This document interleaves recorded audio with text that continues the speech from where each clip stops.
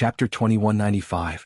Published at 29th of September 2023, 8:59 and 51 seconds AM. Chapter 2195. Haven't realized. If audio player doesn't work, press stop then play button again. Chapter 2195. Haven't realized. The Overlord looked toward Lionel, his expression changing from its baseline for the first time since he had appeared. While his old age wasn't suddenly cured, it felt like his life force had been stabilized in a way that he had simply never imagined to be possible without the help of the world spirit, and there was a very obvious elephant in the room. Just how had Lionel done this? Lionel hadn't originally come to the Morales territory knowing of the existence of these overlords. He was sure that his enlightened self had likely battled it out with these individuals, but he simply didn't remember enough details to know for certain. However, the matter of this overlord's life wasn't too difficult for Lionel to handle because in this territory, he was practically invincible. He even had ideas on how to make this matter more permanent by using methods of separating soul and body and the like. Though he held off on these matters for now. Much like his grandfather and the Ascension Empire, the Morales territory had become the domain of Lionel's king's might, and as a result of that there were several benefits to be had. For one, he could draw on the strength of the entire world, and that was world spirit aside. It was simply impossible for even an overlord to match him within the walls of this territory so long as his mind was fast enough to keep up with the battle and his mental strength didn't fatigue. This was precisely why he had directly given up on the world spirit. A world spirit had limited amplification to strength outside of one's territory, which was why the young generation of smaller families didn't suddenly enter and become little overlords of the Void Palace. To Lionel, he didn't need a world spirit to access such strength within Morales territory, because he had the function of his own lineage factor for that, and it could even be said that his king's might lineage factor was far better than a world spirit in this regard. That said, that didn't mean that he had lost access to the strength of a world spirit either, it was just that it was distributed across the many rather than the few, while likewise being amplified through their constellation. Helping the Overlord to stabilize his life force was as easy as redirecting some of the strength of the distributed world spirit and concentrating a bit more of it on the old man before him. In fact, the results were even better now than they had been in the past because the world spirit had been strengthened several times over, on top of evolving into the 8th dimension. Whereas in the past the world spirit would struggle to maintain the life of an 8th dimensional existence, now it was as easy as breathing because they were on the same level. This simple action by Lionel made the Overlord realize that he had still underestimated the young man before him. That said, he still had several questions and this matter couldn't just be allowed to rest as it was. No matter what rules Lionel was using to wiggle his way out and be placed firmly in the right, the obvious truth was that Isa and Alvaro's worries were very much warranted. It was true that Lionel wanted to do away with the former system of the Morales, it was true that he likely would have no intention of abdicating when the time came, and it was true that he would have ignored this so-called ancestor rule even if they had taken the steps to contact him. Lionel wanted far more than most of the Morales elder generation were willing to give him. Littlest Nova, I hope that by this action you aren't hoping to buy my acceptance, the Overlord spoke slowly. With all due respect, Senior. Lionel spoke slowly. What the ancestors and elders of the Morales family are worried about is that I will refuse to comply when necessary and that I'll refuse to abdicate when the time comes. The reality is by the time this worry is playing out in the present, the situation of the Morales family will be so far different than what you know now that these worries will all seem like worthless sophistry. Do you believe me? No. The Overlord replied simply. And it's also not just a matter of what will come in the future, it's also a matter of what actions you might take now that will come to shake the family in the future. The internal structure of the Morales is complicated, but what it has always remained is whole and balanced. It is not lost on me just how much ambition you have, but even further than that how good you are at scheming and planning. What if you are wrong and the matter of abdication remains a big deal in the future? What reason does the family have to believe that you won't have left several countermeasures to ensure your success one way or another? You've already displayed the ability to kill ancestors now, what will it look like in 10 years? We cannot skip a generation of patriarchs or else it will cause an imbalance in the family's future that won't be easily corrected. Because the Nova generation was stuck in the Cataclysm Zone, your time of rule must be cut down and shared with the Comet generation, this has already been decided. And yet, you still talk of how much the family will change in that shortened time frame, just how do you expect others to believe you? Indeed, the ancestors had already decided to compensate the Comet generation in this way. Both the Nova and Comet generation would serve for shortened sentences. Maybe if Lionel had the normal reign he would be believed. But with the length of time shortened so considerably, how could they? They felt like he was just saying anything he could to get his hands on the position, then he would likewise do whatever he could to guarantee himself a position into the future. But toward this explanation, Lionel only responded lightly. It seems you haven't yet realized. The Morales family has already changed beyond your recognition. What need is there for 10 years? Or even 5 or less? Chapter 2196. Published at 29th of September 2023 8:59 and 49 seconds AM. Chapter 2196. Cowardice. If audio player doesn't work, press stop then play button again. Chapter 2196. Cowardice. The Overlord frowned, not quite understanding what Lionel was trying to get at. But in a rare moment of patience, maybe due to the attitude of the Overlord to begin with and how he had approached matters, Lionel chose to explain. How have heirs been chosen in the past? The Overlord's pupils constricted into pinholes. It seems that you understand already, Lionel continued indifferently. An heir is a man or woman with both lineage factors of the Morales. It's always been easy enough. There are billions born to the Morales in every generation. Deciding a ruler among them would be a ridiculous task to take on every few decades. So instead this route was chosen. It was also a method to bring together the two bashing heads of the Metal Synergy and Spear Domain factions, allowing them to unite under one person. But is that even possible anymore?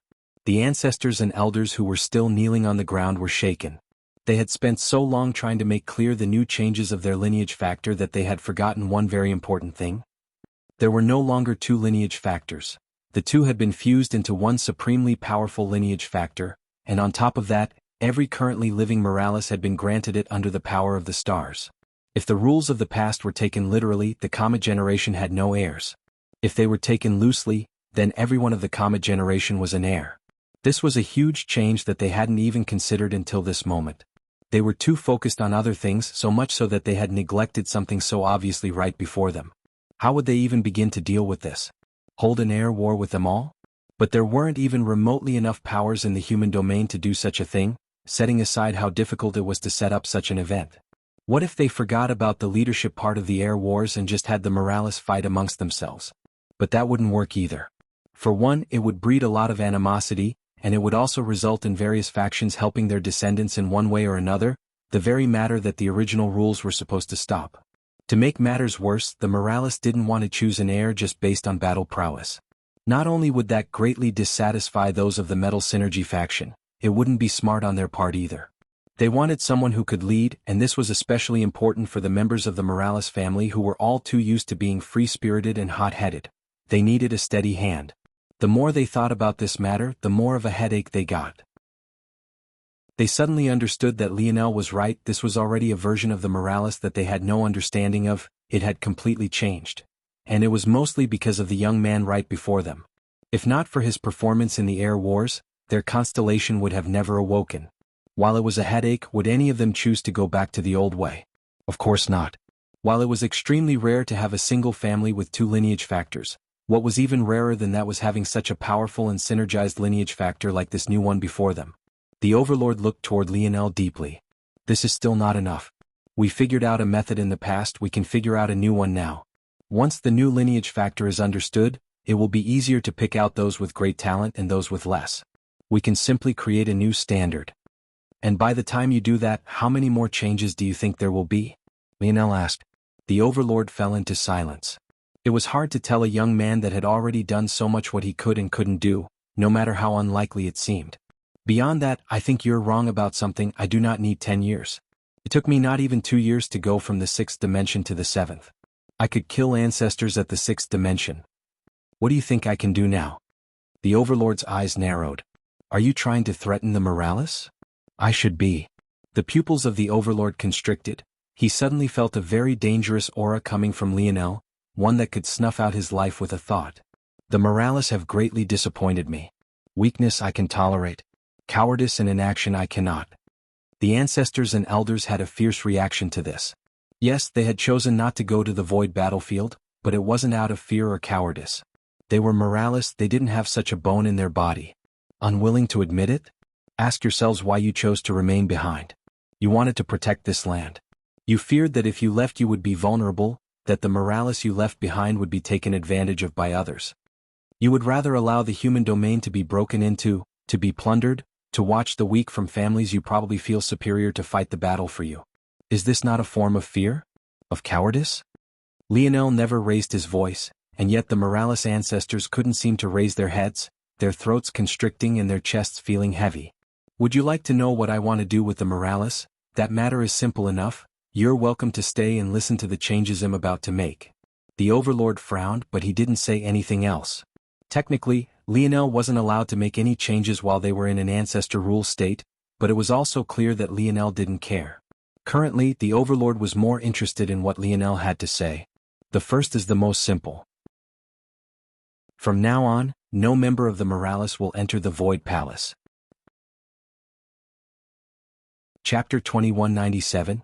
Published at 29th of September 2023 8:59 and 46 seconds AM. Chapter 2197. A Pride Beyond. If audio player doesn't work, press stop then play button again. Chapter 2197. A Pride Beyond. These words weren't as crazy as what they expected, but the more they thought about the implications, the heavier they felt. The Void Palace was the symbol of humanity. Sending their descendants was more than about training. If it was just this, they would be able to train their own descendants far better. After all, they had the deepest understanding of their lineage factor and how their bodies worked. Figuring out a training plan for just a single kind of person was far easier. No, sending their disciples was in one part to remind the human domain of the kind of potential the Morales had, making their prestige greater and making it so that it was even less likely that others would have designs on them. But, more importantly than that, it was to forge a united front. The humans had an obvious weakness. They followed too many paths as a race. It was easy for them to butt heads and to push and pull in all sorts of different directions. The Void Palace was needed. While smaller families fought for a place in the Void Palace for larger families, it was almost a tacit mandate, one accepted by them all. If the Morales truly decided not to send anyone, it would be adjacent to declaring themselves an enemy of the human domain. Looking at the indifferent Lionel, they felt that this was truly what he wanted. His sights were set beyond the Morales. They faintly gained the understanding that when Lionel said that he would change the Morales, he didn't just mean them. He likely meant the entire human domain. The second thing will be a replacement for the Void Palace, whether that is in battle, crafting, or force pill crafting. The Morales were shaken when they heard this. They had never had many force pill crafting talents. It could be said that part of the reason it was so important for them to remain on good terms with the rest of the human domain was so that they could continue to be supplied by such things. But then they remembered. This littlest Nova's woman, wasn't she one of the only few life-grade force pill crafters in the human domain? After they thought this, though, they felt a sense of shame. Lionel's words about cowardice and fear rang in their ears once more. They should have cut ties with the Void Palace the moment Ishmael died, but they hadn't. Now Velasco had died, and anyone who wasn't a fool could be certain that the Void Palace had some hand to play in this matter as well. Would they still swallow that sort of insult just for the sake of some pills? The crafting curriculum will be designed by my father. The force pill crafting will be designed by the best elders you have here. The battle curriculum will be decided after the secrets of the new lineage factor are fully understood. Confusion colored the faces of the people here. Some thought the worst and even thought that maybe Lionel and Aina were no longer together. But Lionel explained the matters quite simply. My woman's ability index is the reason that she can enter the life grade of force pill crafting. This isn't an ability that she can casually hand off to others. Before the elders could be disappointed, Lionel continued. However, what she can do is provide many life-grade recipes from the 4th dimension to the 7th. It will lay a foundation that can allow those who are close to the life grade to cross over the final barrier. The hearts of the elders skipped a beat. 4th dimensional life grade? Suddenly they remembered Lionel's armors. Could it truly be that a life grade treasure didn't have to be 8th dimensional? Just this information alone was groundbreaking. Recipes to force pill crafters were just like blueprints to force crafters. Lionel's words seemed to imply that Aina could actually provide many, and it didn't even sound like a handful or just a few either. This was something that was hard for them to fathom. For force pill crafters, as rare as they were, they would often just have a single life-grade pill that they could craft. The idea that Aina was so far beyond this made it difficult for their heads to wrap around. The third thing is a return to the status quo. The Morales will not live in fear. Those that are here, once the force eruption is through, will be sent back to their homes to take care of the land. These words were ones that the ancestors had the fiercest reaction to. However, it was only because of Lionel's words about force pill crafting that many of them only frowned, not immediately lashing out. Still, it was clear that they didn't like this decision at all. Lionel's actions were akin to placing the commoners of the Morales in the line of fire. They would be vulnerable and prone to dying. It would also be harder to manage the resources as well. In a family so large, there were bound to be bad actors. If they also left these fringe families unprotected, that would breed a lower class and crime would ramp up, making this population of bad actors even larger. If a group decided to start smuggling their eighth-dimensional resources to the outside world, what would they do? It was impossible to manage such a large group of people without extremely strict rules. There was no way other families wouldn't take advantage of this. If they could think of these matters, how could Lionel not? But his thoughts were quite firm. The Morales need a family of warriors, not a few warriors and a large group of commoners. You still think yourselves to be valiant men and women, willing to stand with blade in hand to face death, and yet what decision did you make when it counted most? That identity of the Morales has long since been forgotten, and the people beneath you have forgotten how good it feels to fight and earn what you deserve.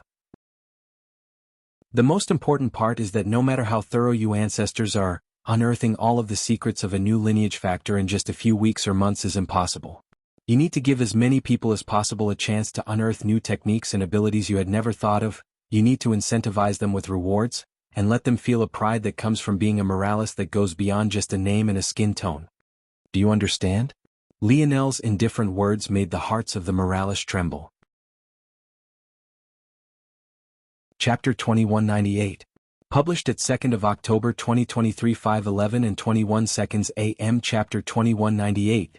Second question. If audio player doesn't work, press stop then play button again. Chapter 2198. Second question. Lionel listed off many other things and the elders slowly began to feel numb. They felt that everything he said was quite reasonable, but there was also another clear undercurrent to it all. This was especially so when Lionel spoke about creating an identity for the Morales. Everything he said was perfect, it even made their blood boil, but then old men and women were all savvy and well experienced. Everything about this identity that Lionel was trying to create existed outside of the Morales themselves. To put it bluntly, he was trying to create a culture that had nothing to do with their bloodline. As expected, his sights were far beyond the Morales. In fact, it seemed that the Morales were just a stepping stone to what he truly wanted to accomplish. When he succeeded in that goal and conquered other families, this sort of culture that he was breeding would be perfect for that. But what it also made clear was that Lionel's loyalty to the Morales was questionable. In fact, he had made it obvious that he wasn't very satisfied with them at all. But it was also this that made them fear this young man all the more.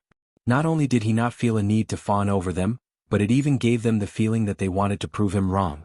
They, as elders countless years Lionel's senior, actually wanted to prove themselves to a junior. Just what kind of ridiculous situation was this? However, those here also knew that there were clear undercurrents in the Morales family that Lionel had most definitely not dealt with just yet. They wondered how Lionel would deal with these matters. But it also seemed that they wouldn't have to wait long to know. After everything had settled down and Lionel seemed to be finished, Ancestor Issa stepped forward once more. Littlest Nova, if you want to push the family in the right direction, a better, stronger direction, I can respect it. However, we need to deal with some ugly matters first. If we concede to you and allow you to take on the role of patriarch despite the rules you've broken, then you must concede in some facets as well. It's not lost on me that you seem to have a grudge with Third Nova as you've still not released him from your captivity even until this point. Can I ask why and when do you plan on letting him go? There were two main factions within the Morales, but there were also many branches of families. These family branches weren't named for the sake of cohesion, an effort taken on by the ancestors and something that only became more troubling with every passing generation, but these solutions obviously weren't perfect. Ishmael, Velasco and Lionel, along with his uncle Montez, represented one such branch. First Nova, the current patriarch, and First Nova's mother represented another. And, of course, Third Nova was the representative of yet another, a branch that Issa had obviously been a part of until she departed for the sake of serving the family as an ancestor, another measure that the upper echelon had taken for the sake of maintaining cohesion. However, this measure was obviously not perfect either because this was already the second time that Issa had been the one to speak up for Third Nova. Although, her words were perfectly reasonable as well. If Lionel wanted cohesion, he couldn't be so biased. The point of the air wars was for all conflict to start and end with the rise and fall of its banner. If conflicts were taken outside those limits, how would the Morales continue to exist? The Overlord, who had remained silent all the while, continued to do so. He had obviously watched the air wars. He watched every single one, which was why he was familiar with how Lionel did things. But Lionel also wasn't the type to leave such a large flaw in his plans either, nor did he seem like the type that would rely on emotion to make decisions. At least not when it came to things other than his father. So the question was, what was his plan here, exactly? The Overlord was obviously privy to a lot of information that others weren't, as were the other Overlords who had yet to appear. But it was also because of this that he didn't have a fierce reaction to Lionel's choice, while also waiting to understand how he planned to deal with it. Even those that weren't part of Issa's branch felt that she was correct. If Lionel didn't do this, then their resistance to other matters would be far greater, and he might not even be able to get off the ground. It wasn't lost on them that Lionel had yet to be truly crowned their patriarch. Lionel didn't answer immediately. Instead he waved a hand. At that moment, a chained and almost far too scantily clad demoness appeared. As disheveled as she was, even the private and intimate parts that even she usually left hidden had quite literally fallen out, but she didn't seem embarrassed enough to try and fix it, or maybe she was simply too tired to do so. Do you know what race of being this is? Issa frowned. It could be a demon, but it could also be a human with a special ability index or lineage factor. It would be impossible to tell at a glance. Are you trying to incriminate Third Nova with this? You used Cloud Race members during your battle, did you not? Wouldn't you be incriminating yourself? There are no such rules in the Morales. Many nodded. This much was true. When did I say anything like that? Lionel asked. Usually this would be a rhetorical question, but after several seconds, Issa realized that Lionel was forcing her to respond. You didn't? Good. Don't make assumptions about what my thoughts are. It makes it too obvious when you're trying to poison the well. I suggest a more subtle approach. Issa's gaze flashed with rage, but she quickly calmed down, looking toward Lionel indifferently. Please continue, she said lightly. Second question, Lionel replied unperturbed. Do you know what relation these demons have with the Silver Empire? Issa's pupils constricted into pinholes. Chapter 2199. Published at 2nd of October 2023 5:11 and 20 seconds AM. Chapter 2199. Third Nova's demise. If audio player doesn't work, press stop then play button again. Chapter 2199. Third Nova's demise. Lionel didn't react much to Issa's shock. The line he was drawing was something others probably didn't expect him to know or to understand, but there were clearly many here who were shocked by more than just the fact he had said the word Silver Empire. What are you trying to say? Issa said with narrowed eyes. This woman has a relation to the Silver Empire. It was the Silver Empire's emperor that fought my father in his final battle, and this woman and your Third Nova are closely connected. What should I think about that? Issa's gaze narrowed further. You've simply said this with no other kind of proof. On top of that, even with such choppy visuals, it was clear to anyone with sharp eyes that the Silver Emperor in that battle was nothing more than a puppet on someone else's string. How can that matter even be blamed on the Silver Empire, especially when they died so long ago? Taking 1,000 steps back, the Silver Empire, like I've said, is long gone. Even if this girl is their descendant, how can she still be related to the Silver Empire of old? And even if she was somehow related to all of this, once again the Silver Emperor you saw was nothing more than a puppet. Issa's words were once again reasons. Lionel had not shown any proof, he had just spoken as though his word was law. This was already something that the various elders didn't like. But on top of that, the Silver Empire wasn't clearly on the side of the wrong either. While the Silver Empire had been destroyed due to its connection with demons, these elders and ancestors knew that that was nothing more than a pretext. Powerful families didn't like other powerful families to exist, and the Silver Empire just happened to give them a good reason to target. Plus, since Lionel had made use of the Cloud Race, where was his moral superiority in this case? That would be a good rebuttal. If not for the fact that one of the 3 founding members of the Three-Finger Cult, the organization behind the descent of the Cataclysm Zone and the very same organization that both sunk its claws into the Void Palace and took part in this domain war on the side of the invaders. Issa was shaken again, but she didn't have an immediate response outside of the fact that Lionel had yet to display any proof. Unfortunately, she was far more unwilling to say this now because she felt like Lionel was goading her into doing so, all so that she could embarrass herself again. This time Lionel didn't wait. He waved his hand and an old man appeared. He waved his hand again and another old man appeared, then another. The 4th time came an old woman and then another and then an old man again. This continued until the hall was filled with what looked like dozens of old-timers, each of them exuding powerful auras, and yet each one of them subdued and unable to do anything but look around with sharp gazes. "Do you know who these people are?" Lionel asked. Issa grit her teeth, but outwardly she looked just the same. "No," she finally said. "These people are the leaders of the families and organizations that Third Nova had under his wing. Do you know what they all have in common?" Lionel waved his hand, and a powerful spear force that made Issa's spine tingle manifested, shredding their clothing apart in various locations. One after another, a simple tattoo of an unadorned line of 3 appeared. The tattoo couldn't have been blander, just 3 straight, thick lines of black. And yet, with it appearing on them one after another, a pattern was revealed all too easily. The 3-finger cult. Each and every last one of them. How Third Nova had managed to get so many family geniuses to defect to his side was entirely unknown. But what was even more unexpected than that was that Lionel had actually gone out to find each and every one of them, bringing them forward just for this moment.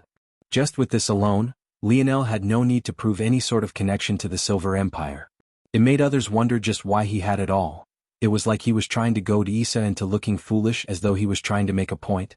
For those that understood what was happening right before them, it was something they found a difficult time accepting. But they knew exactly what it was. A warning. Third Nova has broken the most sacred of Morales family rules. Over 20 years ago, when I first stepped foot into the Void Palace, I was sent into the Raypack's nest along with my fellow members of the Cataclysm generation. During that time, my woman was targeted, yet again, by members of the 3-finger cult. The ones behind that sudden change to the structure of the true selection was none other than the Unfettered Blade Party under the behest of none other than Third Nova. He tried to kill me once back then he tried to kill me again during the Air Wars. He spat in the face of what it meant to be a Morales, even relying on such an evil organization for the hope of becoming the patriarch of his very family. "You tell me what should happen to Third Nova under these rules?" Lionel asked calmly. Issa looked Lionel dead in his eyes before slowly responding. "According to the family rules, he should be executed." Lionel nodded. "Sounds about right. None of you have to worry though. I've long since taken these matters into my own hands. Third Nova is no longer in this world." Issa's pupils constricted, her fists clenching, but there was nothing she could say. Of all the things she had expected to happen, this was the very last. But here they were. Lionel stood up and walked down from the throne, walking by the ancestors one by one until he disappeared from sight. He didn't even bother to say goodbye. Not long later, Lionel appeared within a certain section of the segmented cube, looking down at a chained individual with his hair drooping over his eyes. This man was none other than Third Nova. Chapter 2200. Published at 2nd of October 2023 5:11 and 19 seconds AM. Chapter 2200. Let me know if audio player doesn't work. Press stop then play button again. Chapter 2200. Let me know. Lionel had purposely left the various patriarchs and matriarchs of the families that Third Nova had made use of behind. It not only showed confidence in his story, but it also allowed the family ancestors to double and triple check his story. In the end, they would have no method of refuting him. He had even left Third Nova's favorite little demoness behind as well. But therein lied a question. Why did he lie about Third Nova's death? Really, he just wanted control. Lying about Third Nova's death was an opportunity he couldn't pass on because it would save him the trouble of dealing with other variables. So long as others thought that Third Nova was dead, they wouldn't ask to see him or for him to be put on trial, and it would stop his branch and those that sympathized with him from finding a way to weasel him out of the situation. But that obviously left another question. Why hadn't he actually killed Third Nova? That answer was more complicated. Truthfully, in his rage, it seemed only natural that Lionel would do so. After all, someone with a connection to the 3-finger cult that had in many ways caused his father's death truly infuriated him. The problem was that the risk wasn't worth it, not now. That risk was, of course, the matter of information. There seemed to be an obvious solution to that, and that was to kill Third Nova, use his king's might lineage factor, gain himself an obedient soul, and then ask this soul everything that he wanted to know. Unfortunately, this wasn't the perfect solution, and that was something that he had learned from questioning Simeon, the first important member of the Brazinger family that he had killed. Lionel had only managed to get rudimentary information out of Simeon, but this made sense. The 4 great families had once had a great fear of the Fox family, and this was also what led to their destruction. How could they not have countermeasures to deal with their strength, especially when they released that tablet into the world once more through that Gathering of Geniuses event? It wasn't certain that Third Nova had similar protections, But Lionel kept remembering how after the savants of the three-finger cult died, their souls couldn't be controlled by him indefinitely, as though some power was pulling them away. He had no choice but to assimilate them so that he didn't lose their powers indefinitely, but this didn't allow him to gain the information he wanted. This ultimately meant that he had to question Third Nova the good old-fashioned way, or else he might not gain any information at all. But such a thing would take a great amount of patience. Of course, there was also the second method. And that was to find and undo whatever restrictions there might be on him and then do it the far easier way. But the unfortunate part was that the progress of the cataclysm zones was too far beyond that of the dimensional verse in Lionel's current understandings. Lionel could practically storm through the dimensional verse thanks to his self-created armors by his troops, but such armors were commonplace in the cataclysm zone. And that was just one example. He could only leave this matter up to Anastasia and hope for the best. At that moment, seemingly sensing Lionel's arrival, Zavnik slowly looked up, his gaze swimming with a gaseous green that slowly faded away. He revealed a menacing grin before lowering his head once more, ignoring Lionel entirely. At the very least, he had the heart of a Morales. Even in this situation, he had yet to show any weakness. But neither did Lionel care. He turned and left, going to see Aina and explaining to her what he needed her to do for the sake of his plans with the Force Pill Crafting Division. "No problem, leave it to me," Aina said lightly. "Thanks," Lionel said before vanishing. Aina smiled bitterly. "You really don't need to thank me, idiot." Lionel appeared not long later before his mother.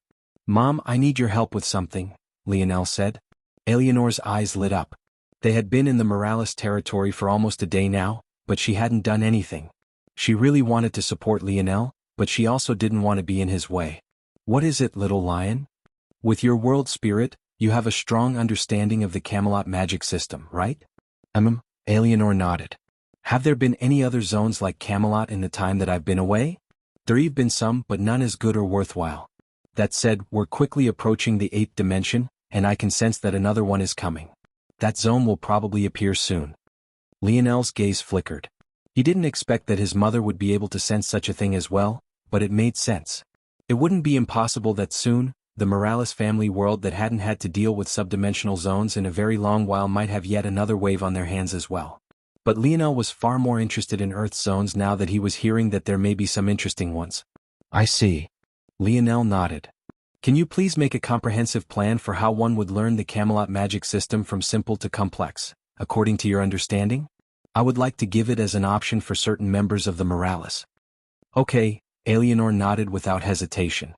Her understanding of the magic system was better than anyone else's, even his enlightened self. It was practically an innate part of her. She was by far the best for this task. "Also, please let me know when those zones start to appear. I'm a bit worried about Earth, things are happening too fast and I have a feeling that they'll speed up even faster. There likely isn't anyone on Earth outside of yourself who has the ability to clear 8th dimensional zones." Eleanor's gaze flickered with worry as well, but she nodded. This would be the first time that the human domain was dealing with such powerful subdimensional zones. While it was a great opportunity, it was also a great hidden danger as well. Whether it would lead to treasure or death would be decided within these next few years. "One more thing, Mom. If you hear of any zones with the prefix Merlin's prophecy, let me know. That person that called themselves God in the Jones zone and the Camelot zone." Lionel was certain that he was king, the very man that his father had risked it all to kill with a single spear strike. The very man with the ability to gift ability indexes through force arts. One had to wonder why such a lofty existence cared so much about treasures in a world he had supposedly created himself. It seemed backward and illogical. Why would someone who could create this world be interested in any it could produce? But then again, why create this world at all if there was nothing to gain from it? Lionel wanted to know why. Chapter 2201. Published at 2nd of October 2023 5:11 and 14 seconds AM. Chapter 2201. Indifference. If audio player doesn't work, press stop then play button again. Chapter 2201. Indifference. Lionel sat in silent meditation. Absolutely nothing was happening around him, and the same was true within him. His mind was completely clear, and his thoughts seemed to have entered a state of dormancy. He was truly doing nothing at all, simply waiting. It was a novel sort of feeling. He hadn't been able to clear his mind like this for a long time, staring at the blank, dark space of his own eyelids. but it did nothing to change the negative emotions stirring within him.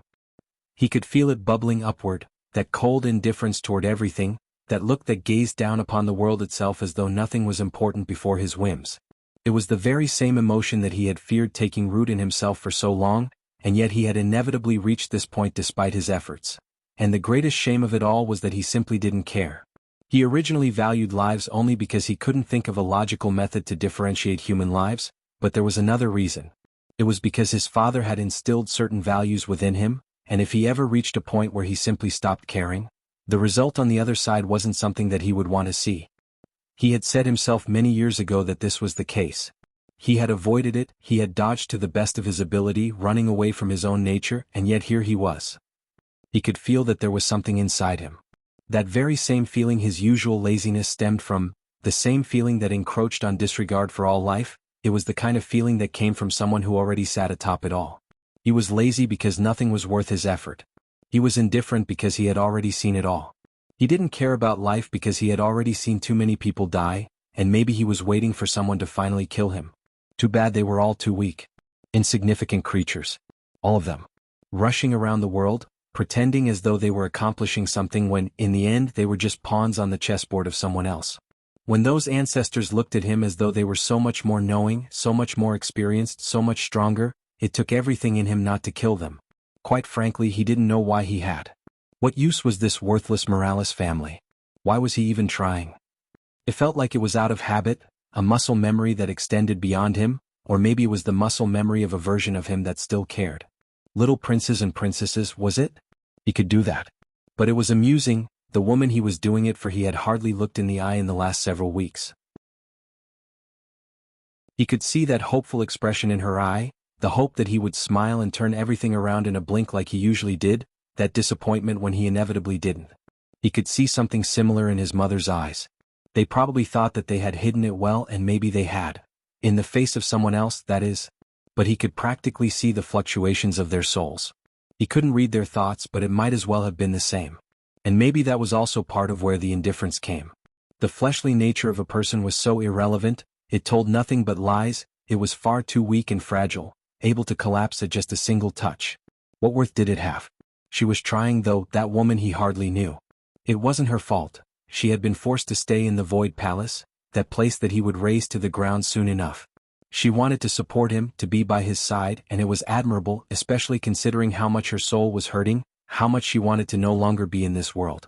Maybe that was the kind of weight a parent's love should have. He wondered if he would look at his children the same way or if it would be just like this. Maybe he would be able to love them as babies, but what about when their thoughts became more complex, when their cries turned from something instinctual to something manipulative, as though they could fool his eyes? Or maybe they would be like him, their father. Would they look upon the world with indifference as well?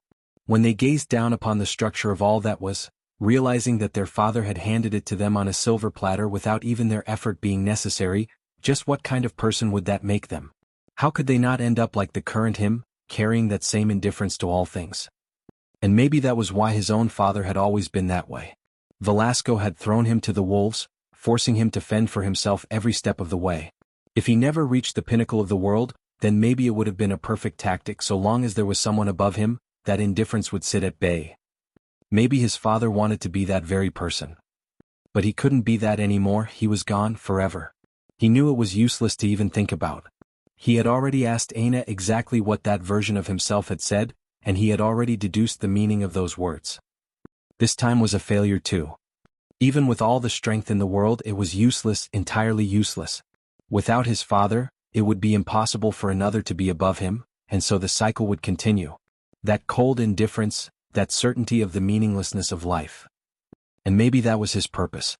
His father couldn't be here, so maybe it was simply his task to become that insurmountable mountain for his own children, so that they wouldn't experience this level of coldness.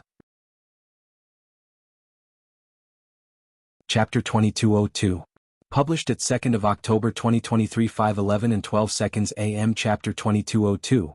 Ancient History. If audio player doesn't work, press stop then play button again. Chapter 2202. Ancient History. Lionel slowly opened his eyes. As he did so, there was a knock at his door before it opened. Aina walked in with a tall bundle of paper and handed them to him.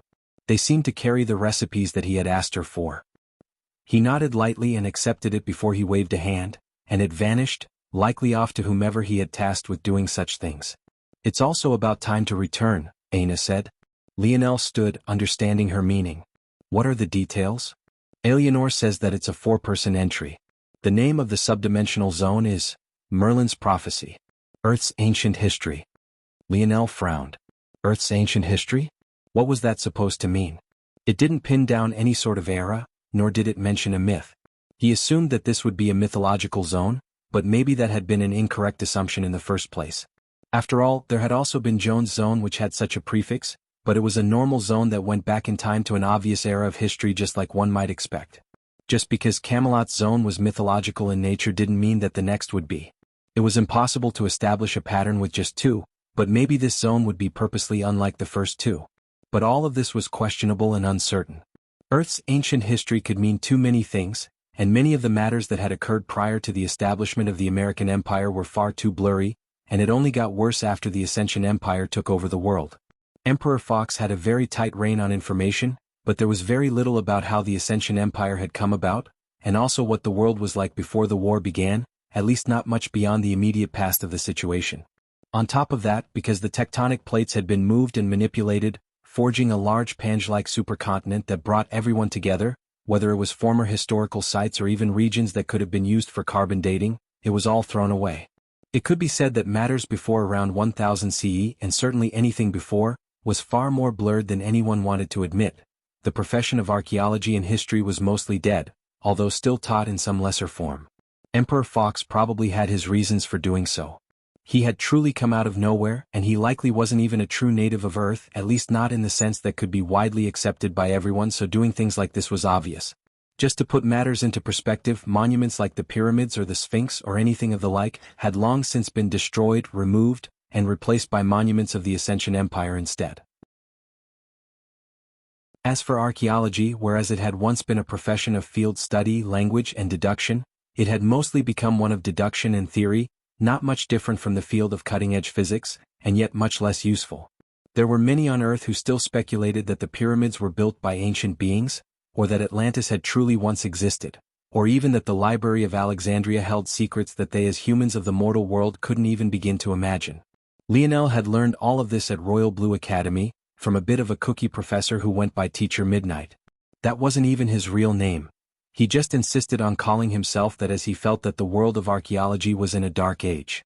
He found this to be very lamentable and changed his name in solidarity. He was quite well known as the Crazy Teacher, and Lionel had only taken one of his classes. Funny enough, it was that very class that he had learned the history of Joan of Arc that helped him quite a bit during the Joan Zone. Teacher Midnight had been a 5-star archaeologist, a shame considering he could never put his profession to use. He was actually the only one on the whole of Earth with that title, but he taught at the 3rd-rank school instead of the 1st. One could see just how little the title was valued from that alone. That man was probably dead by now. Lionel hadn't bothered to check, but the situation in the school wasn't good at the time, and the world spirits portals would have only picked up the youths. That meant he would have been stuck in a maze of invalids without any fighting experience. On top of that, even if he had been alive, Lionel wouldn't have bothered to go and find him. He was likely too weak for one. And everything he knew was mostly theory. Lionel could read more and know more than him in a single sitting. It wasn't worth his time. Plus, the way he would approach zones now was very much different. "Let's go then," Lionel said lightly. "Who are you taking?" "You, mother, and as for the last, it will have to be little Tolly." Aina's gaze flickered. Indeed, Tolliver counted as a living existence. It wasn't possible to casually take others. But she had a feeling that Anastasia might have a workaround for that. If she could think of it, Lionel definitely could. It was just that he couldn't be bothered to deal with anyone else. That made her feel both grateful but also worried. How far down this path would he go exactly? Lionel left the Morales territory with more confidence than one should have expected.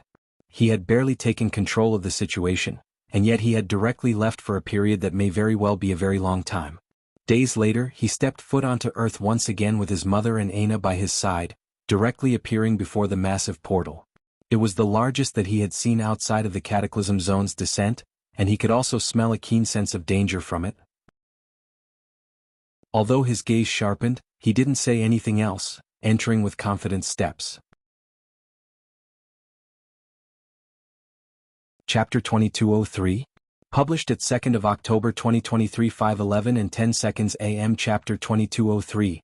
Corpse ship. If audio player doesn't work, press stop then play button again. Chapter 2203. Corpse ship. When Lionel's opened his eyes, his gaze was quite sharp. He immediately realized that he wasn't in his own body, something that startled him partially. His first thought was immediately the Valiant Heart Zone. Though back then he had been in his own body, he had been dropped into a story that wasn't his own, having already formed relationships with a great deal of people he simply did not know.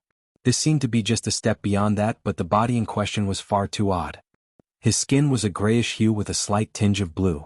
His body was tall, standing at almost 4 meters, and while he was lean he was extremely muscular. His hands were powerful and curled with short but sharp claws, and his head was smooth without the slightest sign of the hair that he remembered. His body was covered in tattoos, ancient and deep, seemingly a mixture of an inking and a burning technique that made them slightly elevated but also a rich, dark bronze to dark gold color. Interestingly enough, he had just been thinking about the Valiant Heart Zone, and his current form of dress was very similar to their style of dress. Thick, white hammer pants covered his lower body, a soft, silky fabric belt wrapping around his waist and forming a banner that swung between his legs with a powerful force art that Lionel couldn't quite decipher immediately. The only real difference between this uniform and that of the Valiant Heart Mountain was that there was no necklace ornament. Instead, his bare and powerful chest was exposed to the world, rippling with that familiar grayish-blue hue. Finally, there were the steely blue eyes that now reflected from his irises. But within, a ring of violet couldn't be hidden, giving him an even more mysterious air. Lionel looked down for the first time and realized that he was seated on a throne, one so high up that he overlooked the earth itself. Before him there was a vast last of green filled with flowing water. However, in the center of it all, there was a flat of sand that was surrounded by dunes. In the middle, dozens of workers that looked like smaller versions of himself worked. As for what they were building, the pyramids, Lionel had never seen them before outside of pictures, that is. It wasn't even remotely complete now, and most of it was large constructions under the earth, and yet he understood instinctively just what was happening. What kind of zone was this exactly? Was it a true recounting of history? But this race didn't exist amongst the many he knew of, and even if they did exist in some other world, what would that have to do with the fact that they were here? This was meant to be history, it wouldn't take into account unrelated parties. With such looks, they could be mistaken for demons, but Lionel was intimately familiar with the aura of demons. These guys didn't have the same sort of chaotic aura usual of demons. They were clearly a race of beings completely separate. Of course, it wasn't impossible. They could be like the Oryx, a smaller group of beings with a population size unable to take control of their own domain. But, why were they so powerful? It felt to Lionel as though he could destroy the world with a snap of his finger, as though a single claw would rip through the fabric of reality, as though a single clench of his fists could bring two realities together and force them to be one. This group of being, even if there was just one of them at this level of strength, could easily command a domain, if not the entirety of the dimensional verse. What was most shocking was that this strength didn't seem to be regulated by the regulator at all. It didn't make sense for this to be real history in this case. But this couldn't be a mythological zone either. A mythological zone necessitated that it be a prominent legend. Many people had to be aware of it, it had to still be talked about, to still be passed along. He had simply never heard of these people. It was impossible for them to still be talked about because no one knew about them. Even if this was a legend surrounding the pyramids, it didn't make any sense because there was no conclusive theory on what had happened with the pyramids, there wasn't even a popular guess, it just wasn't talked about enough. There was another important matter as well. Aside from the fact he had no idea where Aina and Alienor were, the stronger the mythological zone, the more prominent its legend could be. The fact that this zone hadn't appeared until now should mean that it was one of the most significant events in Earth's culture. That only made it more impossible that it was a mythological zone. Logic all seemed to point to this being a normal subdimensional zone. It couldn't even be a zone placed in the future because it was the pyramids being built right now, this couldn't have been any further in the past if it tried. Even after all of this thought, he still didn't have any answers, but what was more suffocating than that was that he realized that he didn't have the segmented cube or his mother. That meant that he had no method of telling what the goal of his zone was supposed to be. His father's dictionary was inside of the segmented cube. His mother, with the world spirit, should be able to tell the goal with just some thought, and yet she was nowhere to be seen as well. There is an entry limit of 4. If I've taken over the life of someone else, that should mean that they have as well, but more importantly than that they should have taken over the lives of figures just as important as me, whether that be in status or in what role they played in history. In that case, Lionel's gaze sharpened. He raised his head, and at that moment, the oddest ship he had ever seen in his life began to descend from above. Suddenly his pupils constricted. No wonder why it was so odd. That wasn't just a ship, it was a ship formed of the corpse of a beast. And not just any beast but the strongest beast in existence. The Void Beast. Chapter 2204. Published at 2nd of October 2023 5:11 and 8 seconds AM. Chapter 2204. Just the same. If audio player doesn't work, press stop then play button again. Chapter 2204. Just the same. Void Beast. The greatest interaction that Lionel had ever had with void beasts was with the vial of blood that had changed much of little Blackstar's future. However, the more he learned, the more ridiculous he felt that matter was. Back then, Kira had told him that her family found the corpse of a void beast that had already died long ago, and thanks to that, they were able to gather up its blood. But even though she had admitted that they hadn't killed it, Lionel had still found that master odd. In fact, he felt that the idea that a void beast could exist in the dimensional verse at all was far too ridiculous. This kind of world couldn't accommodate such a powerful creature. So, where could its corpse have come from? Looking at the carcass of the beast formed into a ship above him, he realized that he might be looking at the answer right before. What if it was precisely this ship that Kira's family had found in the past? But then that left another question. Just where had it come from? This led him down the very same rabbit hole that had left him silent for so long in the first place. Just who were these race of people and where had they come from? And why did they make him feel like the spirituals that he had placed on such a high pedestal were worthless beings? Lionel slowly stood from his throne, stepping out and into the air. With a flicker, he had appeared on the back of the corpse ship, his hands clasped behind his back and his movements slow and deliberate. Those that were watching didn't think much of it, but if they had known that this was the first time Lionel had ever seen such a thing, their reactions wouldn't have been so casual. It was said that the first time anyone saw a void beast, they would be immobilized with fear, faced with an existential dread that could consume their lives. In truth, many never recovered. The lucky among those spent the rest of their lives in depression. Those that landed in the middle might push on for several more years before finally succumbing and committing suicide. As for those that were the unluckiest, they would never awaken, frozen in a state of fear for the rest of their lives. Unable to eat, breathe or circulate their own force, they would die standing, vanishing into the wind in a swirling stream of ash. This was the Void Beast, the most powerful creature in all of existence, the wielder of archaic force. The Void Beast didn't immediately look as though it had any form. It was a mass of swirling shadows that sometimes solidified, but seemed to prefer to be free-flowing and unrestrained. Just its presence alone darkened the skies for more reasons than just blocking out the sun. However, the more you looked at it, the more the defined patterns of movement cleared in your sights, and the more the true form of this beast imprinted itself into your mind. It had many eyes, what seemed like countless, all concentrated onto a single pointed surface that barely resembled the majestic head of a dragon. Its body was both scaled and furred, but seemed to be formed of twisting masses of thick, condensed lines of darkness that looked somewhat like a being's skin to reveal the muscle mass beneath. It looked as though these muscle fibers could pull themselves apart or retwist together into an entirely new form so long as the Void Beast willed it, and it was also this flexibility that allowed the countless rows of dark windows that made up the ship to call its sides home. Once this image imprinted itself into your mind, the fear would then take root. The image would fade and etch itself into your soul as though it was a force art designed for the sole purpose of crushing your dreams. It was hard to tell if this form that the Void Beast seemed to have was real or not, or if it was all a ploy from the very beginning to force you to experience the greatest fear there was in all of existence. And yet, Lionel simply landed on its back, his expression unmoved and his movements unhurried. This was precisely what one might expect from El Ryan, Prince of the Pluto race. However, who it was not expected of was Lionel Morales. Human. Lionel walked forward with slow steps as though waiting for something. By the time he had made it across the deck, the doors had finally opened. Out from within, a being with skin as dark as night appeared. It looked as though the cosmos was hidden within its flesh, its eyes as bright as the sun's rays. It was no less tall than Lionel, standing at almost 4 meters, but it seemed even lighter on its feet. On second glance, it actually seemed to be a woman, carrying a peculiar sort of beauty that felt more like how one would feel watching an eagle soar through the skies, like a husky rushing through thick snow. She truly seemed to have a beauty carved out from Mother Nature herself. But what was odd about this comparison was the fact that in all likelihood, in her eyes, she was the lofty being while all others were the animals by the roadside. This woman, seemingly naked and yet not at the same time, was Shanrei, princess of the Void race. Lionel could tell at a glance that she was neither Aina nor his mother. At the same time, looking into her eyes despite the brightness, he could tell that she wasn't an ally, nor was she an enemy. So, the next words flowed out from his mouth smoothly. "Why are you here?" he asked coldly. "Just the same as usual," Shanrei spoke with a layered voice that sounded like three beautiful women harmonizing at once.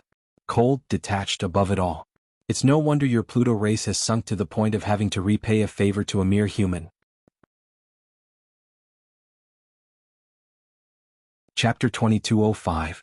Published at 2nd of October 2023 5:11 and 7 seconds AM. Chapter 2205. Disdain. If audio player doesn't work, press stop then play button again. Chapter 2205. Disdain. Lionel looked toward Shanrei with an unreadable expression. It was impossible to tell what he was thinking, mostly because in reality he was trying to deduce what this woman meant. A favor was being returned? To who exactly? And who could make a race of people on this level return a favor? There only really seemed to be one answer. The Fox family. It was the only logical answer, but it was also one that Lionel wasn't willing to accept immediately. There was an obvious flaw you didn't even need to be as intelligent as him to comprehend, and that was the fact that the pyramids had been destroyed by Lionel's time. In fact, they had been destroyed before Fox truly came into power.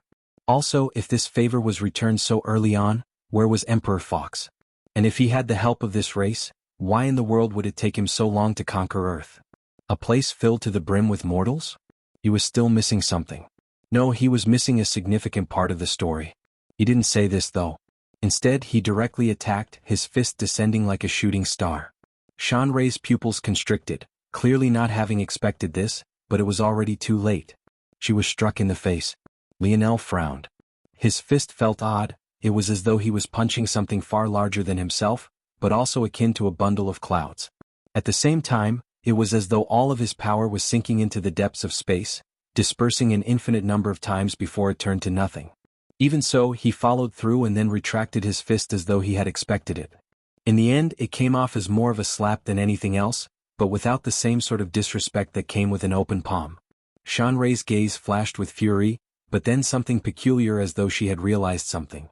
By the time her head turned back from being turned to the side, and she looked toward Lionel again, it was as though nothing at all had happened. "Watch your mouth," Lionel said lightly.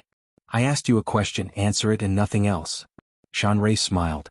"Oh I'm sorry, my esteemed prince." This humble servant should have been more selective with her words. She couldn't have sounded more sarcastic if she tried. In fact, Lionel faintly felt that she had seen through the fact that he wasn't the real El Ryan, but for whatever reason she didn't do anything about it. Or maybe she was unable to do anything about it. Just what kind of races were these? She could see through something like this with just a single touch? This wasn't a normal matter. It was shocking enough that Lionel could see through her thoughts, but it was even more shocking that she could see through him. The matter of subdimensional zones dealt with the folds of reality themselves.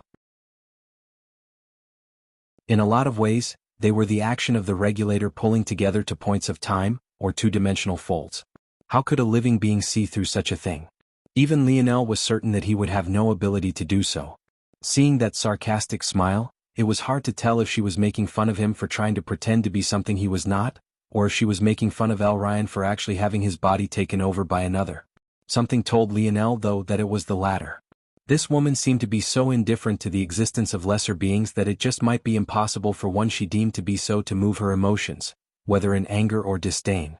Would one feel disdain toward a dog even if they ate right out of a garbage can? You might give it a glance and nothing else. This was a sort of arrogance that Lionel had simply never seen before because it wasn't born or created. Rather, it was hereditary, passing down via the very blood rushing through her veins. If this sort of being had blood at all. Lionel suddenly felt supremely pissed off. His mood hadn't been the best in recent times. Seeing that smile, the ring of violet turned crimson. The woman chuckled again, not taking it very seriously, but Lionel had already attacked. This time, the result was far different than what it had been in the past. Before, he had only tried to fire a normal fist. This time, he stirred something deep within this body, a power that he couldn't quite describe outside of a single word. Creation. Bang. The woman's expression changed, but due to her indifference and disdain, it was already too late to react. She was blown backward, unable to catch herself.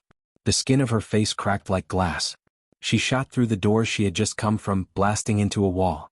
However, the corpse of Void Beast was so sturdy that she didn't blast through, instead slamming to a stop and coughing up a mouthful of blood that looked like a silver star vomiting. Those within the ship were suddenly alerted, many of them rushing forward. What Lionel noticed immediately was that they were all far smaller than Shanrei, and the cosmos that covered their skin was far less elaborate. Shanrei slipped to the ground and coughed once. She looked up slowly, wiping the blood from her lips. Her gaze now carried a look different from her former disdain. Some of that rage had come back, but on the surface, higher than it, was surprise as well as a hint of wariness. Was she wrong? Was this still Elryan? Slowly, Shanrei remembered what she had come here to do. Elryan, I would advise that you place that arrogance of yours down. I have come for a very clear purpose. The Void Beast is the symbol of my Void race. Do you think that I would be allowed to take it with me as a junior if I didn't represent my dash? Shanrei's eyes widened as Lionel attacked again. Chapter 2206. Published at 3rd of October 2023 6:56 a.m. Chapter 2206. Incomplete world. If audio player doesn't work, press stop then play button again. Bang. Bang. Bang. The Void Beast's corpse was simply far too sturdy. No matter how hard Lionel punched, it didn't give way, and Shanrei only suffered for it all the more. Her body rattled like a drum. Having been caught off guard once, she couldn't seem to find the momentum to retaliate. In the end, she even felt like her life was slipping away from her. No way. I can't die like this. If Shanrei was confused before, now she was absolutely certain. There was no way that Elryan would kill her. Although it was still within his personality to punch her like Lionel had before, the consequences of killing her wasn't something that he would be willing to take on. This person was an ant-like existence, but he actually dared to kill her. Shanrei felt a rage bubble up inside of her, but it was suppressed even more quickly by another one of Lionel's fists. It was absolutely relentless. Each one was plain and simple, and yet they seemed to carry the power of the world. Enough. Shanrei roared out, but this roar seemed to take a lot out of her. The glass-like fractures on her skin expanded rapidly, and it looked like she might crumble like porcelain in the next moment. Lionel's pupils constricted. It was the most emotion he had shown in recent days, and the reason was quite simple. He couldn't track Shanrei at all. He dug deep, checking through this race's body to find a kernel of the power he had used previously. But trying to do something like that mid-battle, especially when Shanrei was as familiar with her own body as she could possibly be, was practically a death sentence. Lionel barely dodged to the side and his spear-wielding arm shot into the air. At that moment his blood dripped down. Despite the ghastly wound, it was shockingly only 3 drops. 3 drops of a radiant gold with hidden flecks of royal blue within. But this very blood, when it fell into the body of the Void Beast, collided akin to an atomic bomb dropping on the earth. Boom. Boom. Boom. This indestructible Void Beast corpse was blown through with 3 heavy craters. The blood almost fell through the entire ship, only stopping after blasting through dozens of floors. Shanrei sneered. To think that she would be able to see the mighty blood of the Pluto race. Although they were on the decline, it hadn't reached a point where one of their princes could be harmed to this extent. But this was the price to pay for rolling around in a pit of mud with trash. Her side swung again. It was the kind of strike that Lionel couldn't even fathom. It seemed to be impossibly simple, and yet carried the mysteries of a universe within. It was a level of skill she couldn't even begin to grasp, and he couldn't deduce what level her force manipulation, or rather force folding, was at. He couldn't react and his leg was taken, those droplets of blood falling once more. However, it was as though the laws of reality themselves refused to allow this race of being to bleed too much.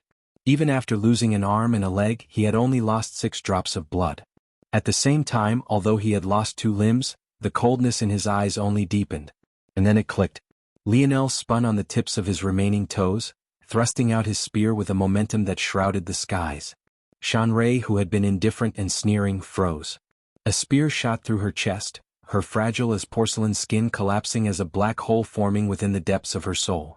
Her eyes glazed over. But just when it seemed that she would truly die, a pressure the likes of which made the both of them look like children appeared. A figure that dwarfed the size of Earth appeared. In fact, he dwarfed even the Milky Way galaxy. If not for the portion of this mind that he had tapped into, Lionel wouldn't even be able to perceive that it was a living being that had just appeared. An eye that was impossibly large locked onto Lionel. An ant of an incomplete world dares? The figure snorted once and Lionel went flying. But this time, it was truly Lionel. Elryan stood frozen in place, confusion appearing in his eyes, while Lionel's real body flew out like a broken kite, every bone in his body broken. Erdil's note, surely it's note another humiliation character development moment from the author. I hope I'm wrong. Kind of tired of the author constantly using humiliation as a way to develop his MCs. Chapter 2207. Published at 3rd of October 2023 6:55 and 57 seconds AM. Chapter 2207. Boiling. If audio player doesn't work, press stop then play button again. Lionel landed heavily on the deck. One would have thought that with the level of strength this being had, he would have flown much further than that. Or even worse, would already be dead. But it seemed that the strength was applied in breaking the rules of this zone, separating him from a body that he should have been one with. In the simplest words, it could be said that he had already failed this zone. In the most complex, this existence had the ability to ignore the rules of this world, stepping through reality and manipulating it to their desires. However, rather than feeling fear, Lionel was only more enraged. Why was this man able to ignore the restrictions of the regulator, but his father was not? Who did he think he was? A furious roar left Lionel's lips. He didn't seem to feel the shattered remnants of his body as his force pushed him up. If he couldn't move his body, then he would move other things. He looked up into the skies. He could no longer feel it. He was certain that there had been an eye there, but his current perception wasn't even able to understand what was before him now outside of a large mass that blotted out the skies. He had no way of telling how it had appeared or why it was seemingly able to stand both here and not, both in existence and not, somehow taking up all space and yet not interfering with any of the existence planets, stars and worlds.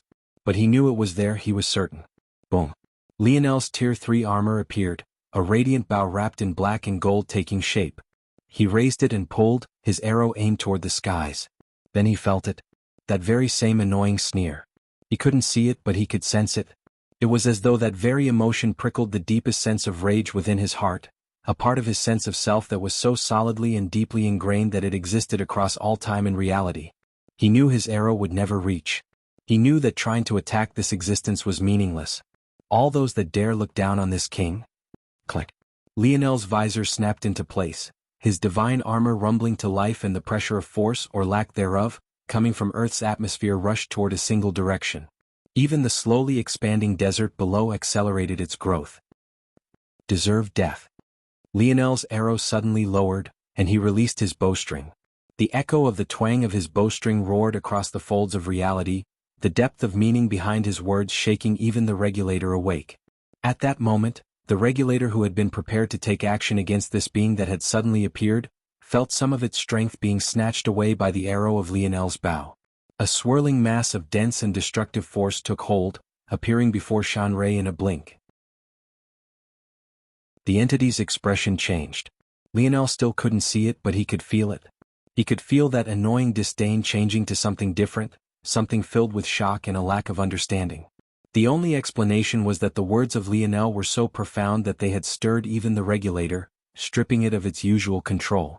But this was impossible, definitely not by a seventh-dimensional ant, and especially not an ant of an incomplete world. No dash, it was too late. Lionel's arrow pierced through Shanrei's forehead. One after another, the stars that twinkled across her body began to dim, collapsing one by one. But just when it seemed that she would die, Elryan, who had been in a daze, not quite understanding what was going on, or how he had suddenly lost not just an arm, but even a leg at that, finally reacted. He took a leap forward. In that instant, the energy of the regulator reached balance once again and was stripped from Lionel's arrow. At the same time, his remaining arm reached forward and his hand wrapped around the arrow's body, stopping it in its tracks when it was just half an inch into Shanrei's head. Elryan took a deep breath, looking around again as he slowly pulled the arrow back. He couldn't remember the last time he had been in such a stressful situation, and he could never remember being injured in his life. This sort of feeling was novel, but his expression remained cold and indifferent, unreadable. With a thought, his severed arm and leg flew back to him, his droplets of blood doing the same and becoming like the glue that put him back together. If one understood the culture of the Pluto race and how they treated their own bodies like a temple, the indifference in L. Ryan's reaction would have truly been shocking. Just the idea that someone else would be within him should have set him off, let alone losing 2 limbs like this. However, this was just the type of person he was. At the same time, Lionel's own reaction was colder than an iceberg. His expression didn't change, but that bubbling fury within him threatened to boil over. He stood in his armor, looking down before he looked back up at the sky. He didn't know who these people were, but if he didn't die today he would most definitely not forget this. For the simple act of disdaining him, he held a grudge so deep it seemed ridiculous. Lionel had gone from a man who didn't seem to care much whether he had to kneel to King Arthur or not, to a man who took even this insult to heart. It was difficult to tell just how far he would go. What was certain was that his greatest hatred was aimed at the fact he didn't have the strength right now to change much about the situation. Not without preparation. At that moment, L. Ryan slowly looked back, meeting his gaze. Chapter 2208. Published at 5th of October 2023 6:09 and 52 seconds AM. Chapter 2208. Laughter. If audio player doesn't work, press stop then play button again. Chapter 2208. Laughter. The gaze of a Pluto held the vicissitudes of the world. If gazing upon a void beast could send one into the pits of despair, then meeting the eyes of a Pluto was akin to being forced to question one's very existence. It was beyond despair, it was a feeling of being inconsequential, of feeling meaningless. It forced you to live out your life in the blink of an eye, only solidifying how worthless your accomplishments would be. Most would look away immediately on instinct, but it would have already long been over. It only took an instant to realize just how insignificant you were. However, this gaze lasted longer than L. Ryan would have ever thought possible for someone outside of his race. Lionel even looked like he would directly attack to kill him if he had the strength to do so. The only reason he hadn't was because he was logical enough to know how idiotic it would be. Maybe if he had known that such a thing could happen within a zone, he wouldn't have attacked Shanrei so freely either, but what was done was done. All he cared about now was finding a method to move toward victory. He no longer feared failing a subdimensional zone. Since he could find a way to exit once, he could do it again. And since others could ignore its rules, he could find his own method of doing so. All it required was him staying alive. So while he looked at L. Ryan, it wasn't for the purpose of a meat measuring contest, although that was inevitably part of it. It was also because in a fight of this level, a single moment of hesitation or distraction would cost him his life. L. Ryan slowly looked away. This time it wasn't disdain, but it might as well have been. He didn't even take Shanrei seriously, let alone Lionel. What did you come here for? L. Ryan's voice wasn't layered like Shanrei or her ancestors, but it seemed ancient in its own right. Lionel hadn't noticed when it was his own voice, but now the effect was multiplied several times over. It was almost like even his voice could force you to fly through a gateway of time. Shanrei coughed up blood once more, her body in a truly sorry state. But when she looked up toward L. Ryan, she realized that he actually couldn't be bothered to talk to her at all. Instead, he was paying attention to the skies. Or in other words, her ancestor. Watch your tone, boy. That layered voice echoed once again, the stars in the sky blinking in and out of existences, only to collapse and reform once again. L. Ryan directly ignored these words, not even responding as he waited for an answer to his original question. The ancestor felt as though he had swung and hit nothing but air. The skies rumbled, but he didn't say anything. In truth, he had wanted to attack to kill Lionel directly, but he wasn't willing to pay the price to do so. He was more surprised than anyone that Lionel had actually lived. The only explanation for the fact that Lionel was still living and breathing was the fact that he was tied to someone decently powerful. But that shouldn't be possible on this weak, incomplete world. What a farce. He had sent Shanrei here specifically so that he wouldn't have to deal with this. But now that he was here, he couldn't just leave, or else it would be an insult to the Pluto race. The gods haven't sanctioned this sort of action on your part, the entity spoke evenly. Since when has my Pluto race needed the acceptance of your races? L. Ryan replied indifferently. The entity chuckled this time, not feeling the same ire he had previously. Maybe it was because he was mentally prepared this time, or maybe it was because he knew something that he wasn't saying in so many words. Either way, his layered laughter echoed with that very same emotion that Lionel hated so much. I won't say what doesn't need to be said, I'm sure your seniors know better than I. However, the act of handing over the rights to so many fledgling worlds to the human race of all races is a ridiculous waste of resources. The Pluto race can do as it pleases, but what it can't do is use the hard work of us all for their own personal gain. As for the matter of a god personally coming here to oversee a project, it's even more ridiculous. But that is your personal matter and I won't say anything. I am here for only one purpose. How will you compensate us? The overseeing of incomplete worlds and how they're used is the jurisdiction of my Pluto race. It has never been the turn of your races to tell us how to use them. Compensation? Why would you be compensated for something you never owned in the first place? Your races might have forgotten who the kings are. Would you like to be reminded? The laughter of the entity echoed once more. Boom. Orion couldn't react. He was sent flying backward, his chest caving like crumpled aluminum foil. Even with such an injury he didn't bleed, nor did he cough up a mouthful of blood. Even his gaze and expression remained indifferent and unmoved as he skid to a stop beneath Lionel's feet. At that moment the regulator came roaring back to life, but the laughter of the entity didn't fade. You would do well to remember your station as a junior when you speak to me, boy. Your Pluto race might be king of gods, but that was built on the backs of your ancestors, not you. Since I've received your answer, farewell. I hope your Pluto race doesn't regret this in the future. The entity waved a hand and countless stars blinked out of life. What must have been over half of the galaxies in the dimensional verse were snuffed out and poured into Shanrei's body. Only then did the entity slowly vanish. It was clear that he had acted this way on purpose. Bleeding or not, Orion was heavily injured. Even if he could finish off Lionel, Shanrei definitely would. He left with his laughter still echoing through the stars.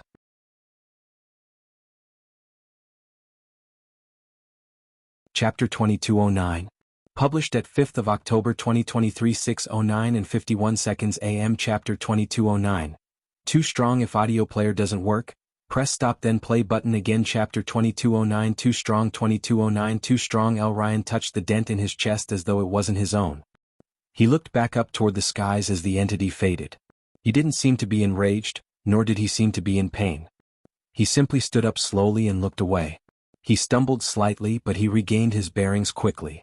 Even now he didn't seem to notice that Lionel was above him. Lionel also observed these matters silently. His gaze shifted from Orion to Shanrei, who was suddenly brimming with power. Her glass-like skin quickly recovered, sealing. At the same time, the number of stars that made up her cosmos seemed to have multiplied several times over. She rose to her feet under a mysterious power, her expression a cross between a grimace and anger. She had almost died not just once but twice. She waved a hand and her scythe, which had vanished earlier, appeared again.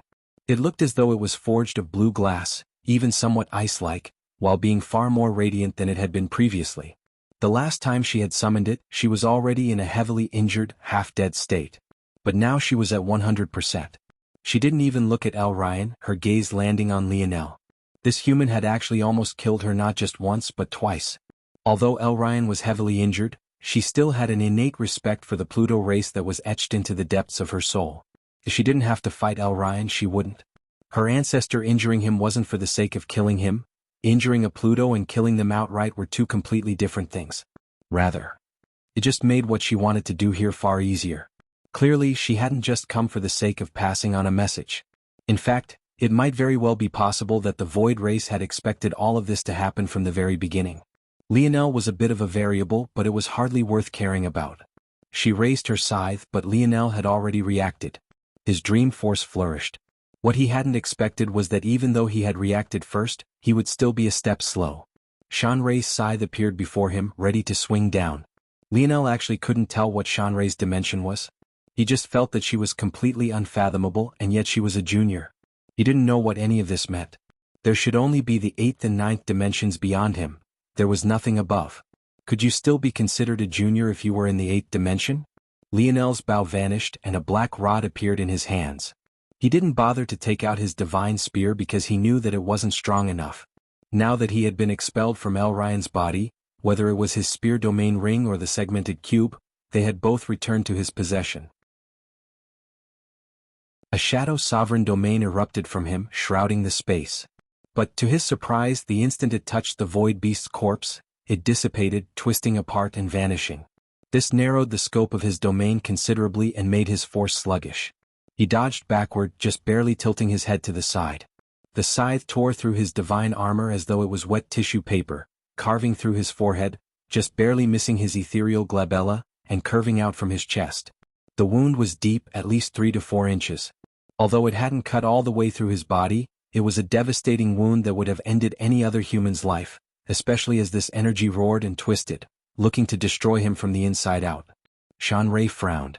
This human actually survived her strike? No, he should be dead. Her force wasn't something a mere human could withstand. Just as she was thinking this, Lionel's Scarlet Star Force roared to life. His golden tiger and death-pulsed deer bloodlines pulsed, rushing into his divine armor and mending it. Horns grew from his head, wrapped by the beautiful black and gold of his armor. At the same time, plates of white gold fur formed, making him look like an armored beast warlord. He released the seals on his Scarlet Star Force, allowing it to rampage and push against the odd force that Shanrei controlled. Shanrei's gaze narrowed. Lionel was clearly using a force beyond his ability to control. No human could produce a force that could fight against her own. It was nonsensical. Lionel suddenly thrust his spear out, aiming for between Shanrei's brows. And yet, due to his domain, it felt as though it was coming from everywhere. When this was layered with his absolute spear domain, it likewise felt that it was coming at all times. His skill in the spear had been pushed to the absolute limits. Paltry skill. Shanrei waved the butt of her scythe and collided against just one of Lionel's many spear tips, and yet they all dispersed at once. Not even at that impetus state, and you want to fight me? Just die. Lionel's gaze was just as cold as always. He didn't seem to react to Shanrei's taunt at all because he had found it. His gaze flashed with a furious violet light. Come. Earth trembled and shook. A dormant spirit hidden deep within came to life, forced to move long before it was ready. This time, when Lionel moved his spear, the world itself moved. However, even he was surprised at this moment. This world spirit is far stronger than it should be, especially at this stage. His gaze sharpened as he looked down at the pyramids and the desert rapidly forming around them. He understood at that moment. Those were definitely not just normal monuments. His spear spun in his hand and he struck out again. Damn it. Shanrei's expression changed and her power surged. But just as she was about to cross a certain limit, a black chain slapped down on her arm, nearly ripping it out of her control. Bang. Lionel's spear landed on her body. Only the smallest crack formed, but he didn't seem to care at all. She was sent flying back, but he didn't move an inch, raising his spear into the air. The world spirit and earth rumbled, a force art quickly beginning to form, roaring with spear force. In a location across the dimensional verse, the vanishing of the galaxies hadn't gone unnoticed, and the devastation it had caused was even worse. A certain man sat on a throne, his brows tightly furrowed.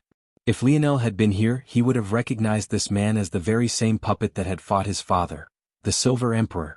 The problem was that this person wasn't the Silver Emperor at all. Rather, it was Aina. 1. Chapter 22:10. Published at 5th of October 2023 6:09 and 49 seconds AM. Chapter 22:10. Once more, if audio player doesn't work, press stop then play button again. Chapter 22:10. Once more, Aina was very familiar with the history of the Silver Empire. She had, of course, entered their zone before, although that zone was heavily distorted.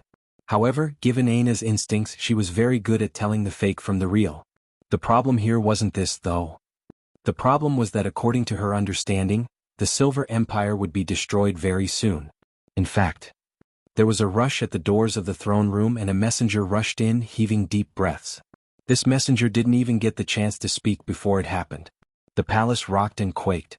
Aina's expression changed and she quickly stood to her feet. Her force imploded within her body and she struck out. Compared to Lionel, her ability to adapt to this new body was on a completely different level. She had access to 100% of the Silver Emperor's strength immediately. In fact, as time passed, she was actually faintly surpassing the Silver Emperor until she would reach the point where she could entirely suppress him. The power of Aina's palm was mighty. It almost matched the rocking scene seen before her, blasting a hole through the double doors and out of the palace, surging into the skies and meeting a rippling wave of raging star chi. Despite the power of her strike, Aina's expression was quite ugly at the moment. Or rather, the expression of the Silver Emperor's was. Her strike managed to protect a large segment of planet Silver, but it was still only a segment. And, large in this case wasn't nearly large enough. The capital city and its surrounding lands were all well protected, but the rest of the planet was practically blown off the map, some of the destruction even wrapping around and destroying the opposite hemisphere. Just what had happened? The messenger shook in fear. At first, he had thought that the Silver Emperor was attacking him in rage for interrupting, but now he realized that he had been just this close from dying. Your Imperial Majesty. The messenger huffed and puffed. The galaxies, our territory, it's. Aina's expression went completely dark. She had thought that the skies had seemed far more lively than she was used to. It practically felt as though a net of starlight was cast over them. In fact, it was so vibrant and gorgeous that the stars could be seen like the moon in the middle of the day. But now the skies looked like the skies she remembered. Dim, uninteresting, obedient to even the smallest hints of light pollution. Weak. Who could even do such a thing? Destroying so many galaxies with a wave of the hand? But worse than that, and especially pertinent to the current mission at hand, what did it mean for the Silver Empire to suddenly lose so much of its strength? They had the largest territory in the human domain currently. There was no doubt that they had suffered the greatest at the hand of this destruction. What was the point of this zone, exactly? Was she supposed to do the impossible and save the Silver Empire? That couldn't be the mission, right? But then where was Lionel? What about her mother-in-law? And what about little Tolly? Lionel's spear tip trembled, his force arc roaring to life.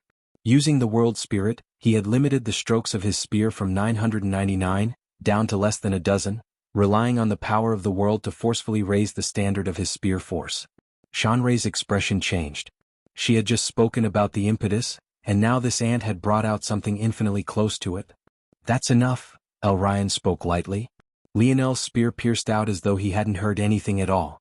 To others, the words of a Pluto were law. To Lionel, it was nothing more than whispers of the wind. When he wanted to do something, no one would stop him. El Ryan, beaten and ragged, appeared before Lionel, his gaze just as indifferent as ever. Standing almost 2 meters taller than Lionel, he loomed over him. His presence imposing and domineering. Someone else might question him. Why was he trying to help someone related to an existence who had just almost killed him? Why was he stopping Lionel when he had nothing to do with this situation at all? It might even make sense to question the unfairness of it all, but Lionel didn't have such a change in expression. Orion was stepping forth? It sounded to him like he wanted to die too. Lionel's spear thrust forward, roaring like the wave. Orion shook his head. Killing her will do nothing but bring you trouble. As for you, you're no match for me even in this state. Why are you wasting your time here? El Ryan reached up a finger, almost too slowly, and yet he still managed to touch the tip of Lionel's spear. Lionel's spear force veered violently out of control, splitting like a tide and roaring out in all directions. Some danced across El Ryan's bluish-gray skin, but it reflected off of it like a light on a mirror, spiraling out in all directions and leaving him unscathed. Lionel was forced into a retreat, and El Ryan looked down at his finger. There was the faint mark of slightly white gold. It seemed that he had almost bled again. This world was truly filled with bad luck for him. With a strong surge, Lionel came to a stop, lowering his spear slightly. He looked forward coldly. He had seen demons before, many of whom he had thought to be exceptionally powerful. But he had never in his life seen a body so powerful, and that was saying something considering his metal synergy lineage factor, or rather what it had become, was truly excellent in this regard. At that moment, Shanray recovered and moved, her scythe screeching out in humiliation as she shook the regulator's chains off of her arm. Her power multiplied, that mysterious energy flaring once more.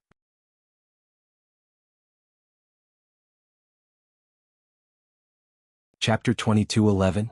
Published at 5th of October 2023 6:09 and 49 seconds AM. Chapter 2211.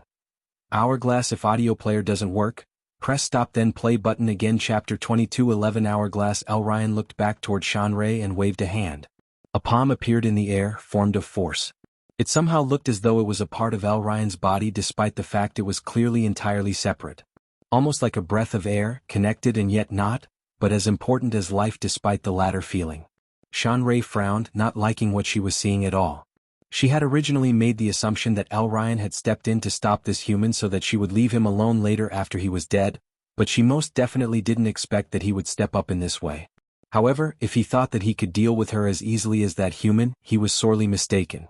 Palm and scythe met, the planes of the earth below being completely flattened. The strikes they sent out casually collapsing Lionel's strikes. Shanray's expression changed and she retreated quickly, managing to remain unscathed. Leave. El Ryan said coldly. Are you really in the state to talk to me like this? Shanray asked coldly. Do you think that you are your ancestor? El Ryan replied, taking a step forward. Since you won't leave, I'll send you on your way. L. Ryan flipped a palm and an hourglass appeared. It was simple, small, and unadorned. In fact, it was so uninteresting and ordinary that it was even cracked. However, the moment Shanrei saw it, all of the stars across her body lit up at once, her expression, or what seemed to be her expression, changing wildly. Are the Plutos crazy? How could they give you such an item? Shanrei shook from head to toe. Even if her ancestor had still been here, he would react like this. This seemingly small and insignificant hourglass was the most fearsome item in all of existence. It was a treasure that even the most senior powerhouses of the Plutos should have never taken out. It didn't make sense for L. Ryan to have access to it, especially not for a meaningless mission like this one. This item was known simply, almost too simply, the hourglass. It didn't have any fancy prefixes or suffixes. It was that and nothing else. But it was because it could stand out with such a simple name that it was so special. The hourglass gave one control over maybe the most mysterious force in existence, that being time force. However, it was on a level that could manipulate existence itself. Usually, time force manipulators were restricted to small regions, whether that be a limited time or a limited region, usually both. If you could ignore any one of these parameters, you were a genius the likes of which even the gods would have to respect. However, the hourglass had no such limitations.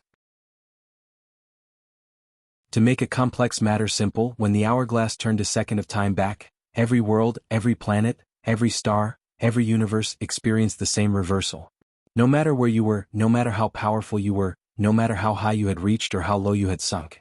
But, this was said to be the simplest ability of the hourglass.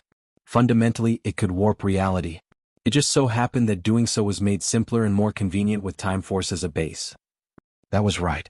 The manipulation of time by the hourglass was nothing more than an act of convenience that made the rest of its abilities simpler and less complex to execute, eliminating the need to care for karma and the laws of cause and effect entirely. The instant it appeared, Shanrei no longer hesitated. She didn't even look toward her ship, nor the members of her race that lagged behind. She brought out an item of her own and crushed it, vanishing into a swirling black hole that blinked out of existence the moment she did. L. Ryan didn't do anything, he just felt that Shanrei was foolish.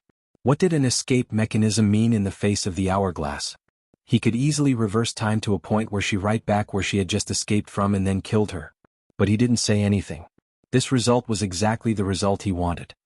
He put the hourglass away without a word, but when he looked back to Lionel, he noticed that the latter was entirely focused on the hand that had just held the hourglass, even following it to exactly where it had disappeared.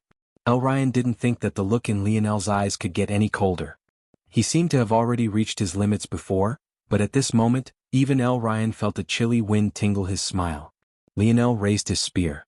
L. Ryan's gaze narrowed. It can't do what you think it can. Lionel didn't say anything, his spear tip growing incomparably steady. A gentle and almost mist-like swirl of spear force slowly gathered around him, his divine armor growing brighter and brighter. That item can kill quite easily, but when it comes to life, it's a completely different matter.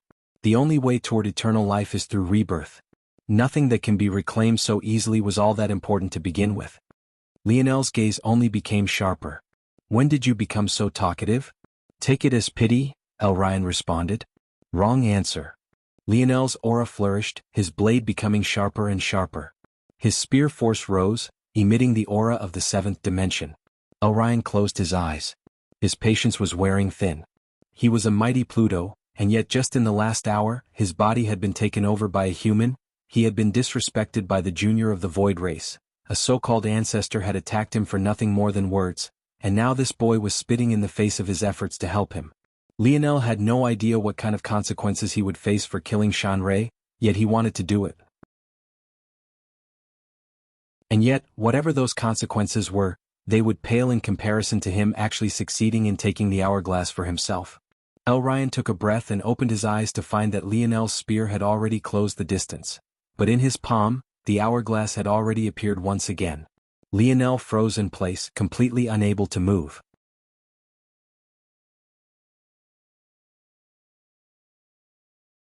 Chapter 22:12.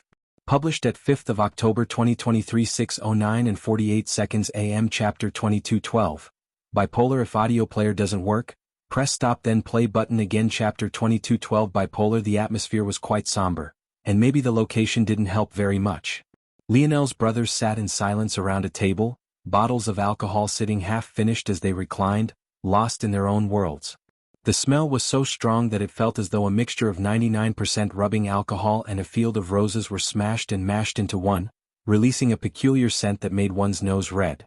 They had been stuck like that for quite a long time. It was as though they could feel the heaviness of Lionel's mood, and it had been transferred over to them. This couldn't be helped. After being resurrected under Lionel's power, they felt the influence of his soul. Once they regained their own bodies, they no longer felt that sort of fanaticism that his soul constructs did, but they could still feel Lionel more clearly than they could in the past. This was only more exaggerated since some of them had experienced that feeling not just once but twice. Lionel hadn't come to see them since his father had died. He didn't even have much patience for Aina and his own mother, let alone others. But that didn't mean that they weren't very worried about him. James suddenly sighed. That guy. What do you think, James? Is he finished? Raj asked somewhat absent-mindedly. James laughed. Why are you asking me? Do I look introspective to you? Dumbass. We're asking you about someone else. What would you need to be introspective for? Milan mumbled. Smartass, don't you know you're supposed to be a dumb jock? Then what's your excuse? Milan snorted. What are you trying to say? Don't think I forgot. All those dropped passes in the championship game? You can't even call yourself a jock, so what are you exactly? Just dumb? James' gaze flashed. He seemed to be about to lose his temper, but in the end he sighed, just leaning back and pretending as though he hadn't heard anything. He truly didn't have much of a right to get mad about this matter. What happened that day anyway? You never told us, Raj asked. He didn't seem to get the memo that they were trying to move on, but truthfully they felt it was about time they talked about this matter. James had been gone for so long, he couldn't just come back after betraying them not just once but twice and expect not to have to explain himself. Of course, the championship game was a minor matter in the grand scheme. They already had 3 trophies and they didn't really care all that much about winning again, especially when the metamorphosis came afterward. But the reason why they separated in the first place, the matters of the Royal Blue Fort and how Lionel and Aina almost died, those were completely separate matters. In reality, they wouldn't even know the details of this matter if it wasn't for Lionel getting drunk that one time on planet Luxnix. He had been with Joel back then and he opened up about a lot, including the matter that separated him and James. If not for this, who knows if they would even be aware of what had happened. That man hated explaining anything. James sighed again. Fine. I guess I should be an adult and own up to my mistakes, huh? Oh man, he finally grew a pair. Look at my boy grow up. Fuck you, James said with a laugh. It's not that complicated. You know that the quarterback of the Angels Academy pricks was Conrad Siegfried? The Siegfried family is a Governor-Duke family, or rather, was. My old man wanted a favor from them. Well, it was probably more complicated than that. What's that supposed to mean? My old man rarely has one-step plans.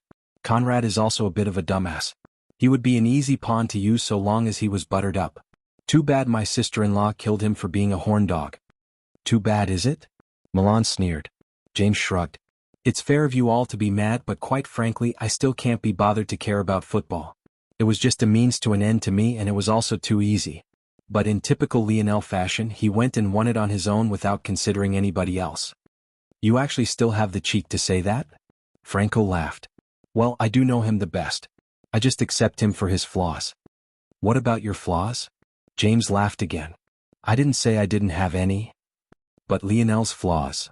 Well, they're more complicated. So you do have an answer? Then what are you tiptoeing around it for? Because even if I said it, I don't know if you guys would believe me. Just say it. James fell into silence, his gaze flickering. His eyes were half closed due to the alcohol. Lionel's a bit of a sociopath. He doesn't have normal emotions, I don't think, and he fakes most of it because he's smart enough to do so. You wouldn't even realize if you didn't spend a long time with him, and even then you wouldn't notice unless you piss him off enough like I have. But that's not the important part. I don't even really think it's his fault, not that it's a choice to be a sociopath. Before the metamorphosis I thought he was bipolar. He had 2 personalities. If I had to name them, I'd say that one is probably his true self, and the second is the man his father raised. Well, that's what I thought before the metamorphosis anyway. But now I think I have a better explanation. You know how everyone's always saying that the future affects the past? I think that Lionel is in that sort of situation. His 2 mentalities. One is his true self, as in his current immature self, and the second is his future self. The reason he's so arrogant, the reason he's so indifferent. It's probably the reason he loves my sister-in-law so much. The reason he doesn't take anyone seriously isn't because he's stupid, it isn't because he's a prick, but it's because there's a very important portion of him that's already earned the right to have that level of confidence. Unfortunately, his current self hasn't earned that right yet.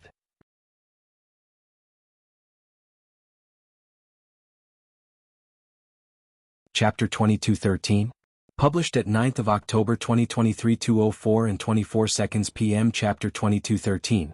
Weight of a planet. If audio player doesn't work, press stop then play button again. Chapter 22:13. Weight of a planet. What's all that supposed to mean? Milan asked. James shrugged. You asked, I answered. I don't know what else you want from me. Believe in my guess or don't, not like we can do anything about it anyway. That man won't listen to anyone right now. The only person he would listen to is dead now.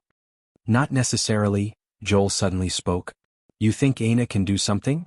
Maybe, but that's not what I meant. Though, probably not. He still has that silver dictionary. Maybe it can talk some sense into him. The group fell into silence again. It made sense. The trouble was, who would do it? That silver disc was probably the possession Lionel valued the most right now. It would always be in his possession and on his mind. It also didn't respond to anyone's voice but Lionel's own. Expecting someone who was hurting to find their own path to healing was like asking a baby to feed and dress itself. Just like that, even if they felt that they had the solution, they would never be able to use it. Maybe only Aina or his mother could get him to try and use it. Like James had said, the so-called true Lionel was the man his father had raised. The other Lionel wasn't exactly a real person, but rather the influence of one. The first usually trumped the latter unless the first completely shut down. James shook his head.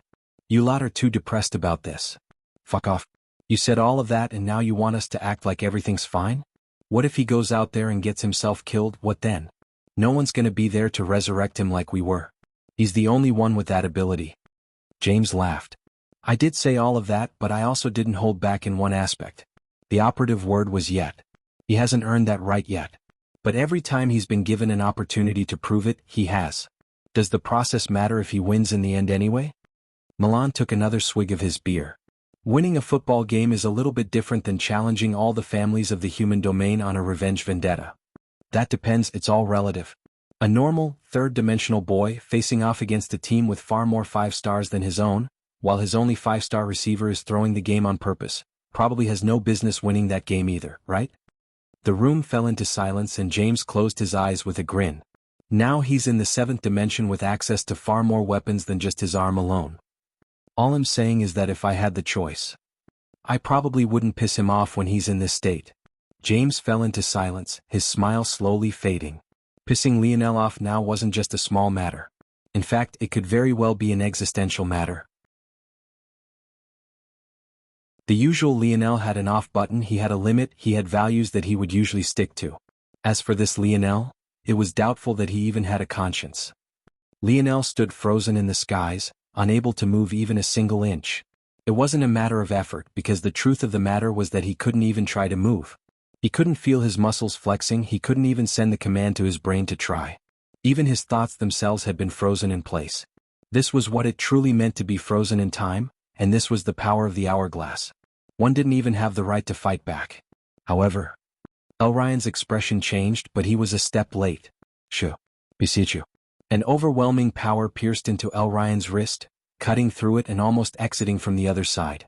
Although it failed to make it all the way through, it didn't matter. What needed to be done had been done. The hand that Elryan had been using to hold the hourglass was rendered almost completely useless. Elryan was in shock. What had just happened? How was it possible? N-0V epsilon LB1 and it had to be known that fooling the hourglass was next to impossible. He hadn't even aimed it, he had just thought of Lionel and willed him to be frozen. It shouldn't have mattered what schemes Lionel had in store, even if he used a clone as a decoy, even if he vanished from his divine armor and left it out in his stead, nothing should have worked. Of course, Elryan had miscalculated one very important thing. The Lionel that he thought of in his mind was in a very special state. Not only was he fused with the world spirit of this world, but he was also, obviously, in this world. While it sounded convenient to just be able to think of someone and freeze them, it was also more involved than it seemed. A significant change to a person's state, especially since Elryan wasn't intimately familiar with Lionel, could easily throw the lock off. In that moment, Lionel had indeed used his divine armor as a decoy, disappearing from within it. But he had also disassociated from the world spirit, and at the same time he had entered the segmented cube, an entirely different and complete ninth-dimensional world. When Ryan was confident in his success and was ready to speak with Lionel calmly to try and talk some sense into him, Lionel had appeared again, this time with one of his starships, concentrating all of its power into a fine line that attacked Ryan's wrist. Lionel appeared in the air, his divine armor slowly fading away. The hourglass tossed and turned through the air. He simply extended his hand, allowing it to land there as though he had calculated even this much. When he made contact with it, he looked down, his gaze cold. It felt light, almost too light, like it was a flimsy toy rather than the powerful tool he was certain that it was. Suddenly, Lionel's body trembled, and the ultra-lightweight hourglass multiplied in weight several times over. In the blink of an eye, it had become so heavy that even moving planet Earth itself would be easier than holding it up.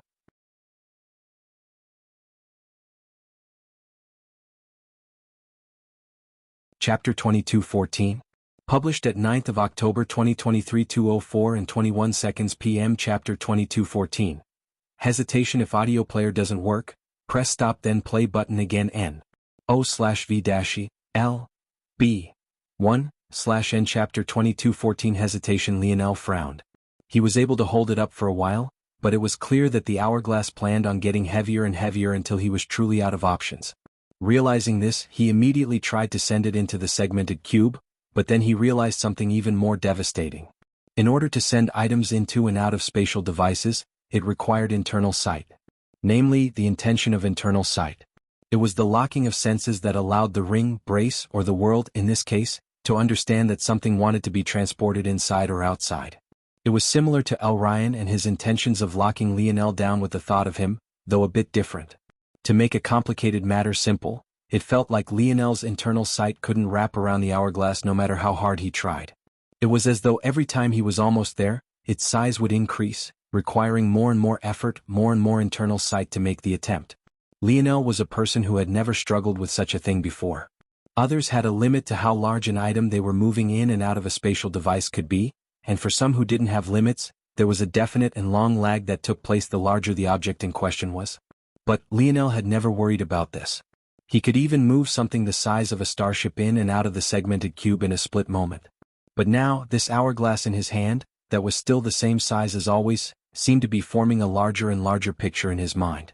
He realized instantly that no matter how large his range was, the hourglass would always be just a hair better. His frown deepened, the coldness in his gaze flickering. In another split second, any attempt to continue holding onto this item would shred his muscles off the bone. But more importantly than that, there was Ryan.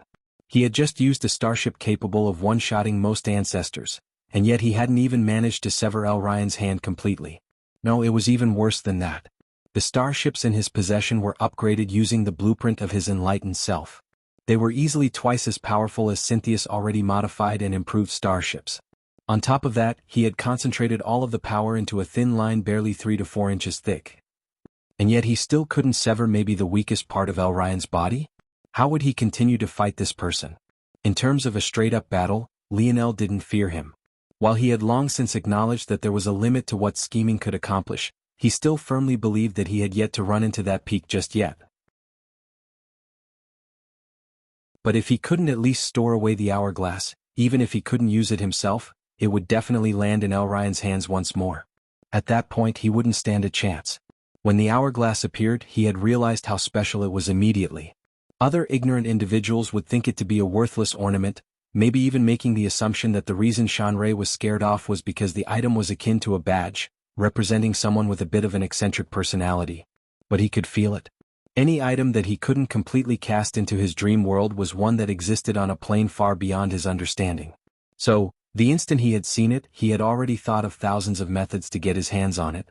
He felt that it might be a chance to reverse what had happened to his father. So long as he could figure out how to use it, he could return to that moment, he could be more prepared, he could find a method to deal with the regulator, he could. Lionel's teeth clenched. It was only a split moment, but his mind simply worked far too fast. It had only gotten several-fold faster after he entered the 7th dimension, and it was prone to overrunning even its own self, accelerating past what maybe even Lionel himself was consciously aware of.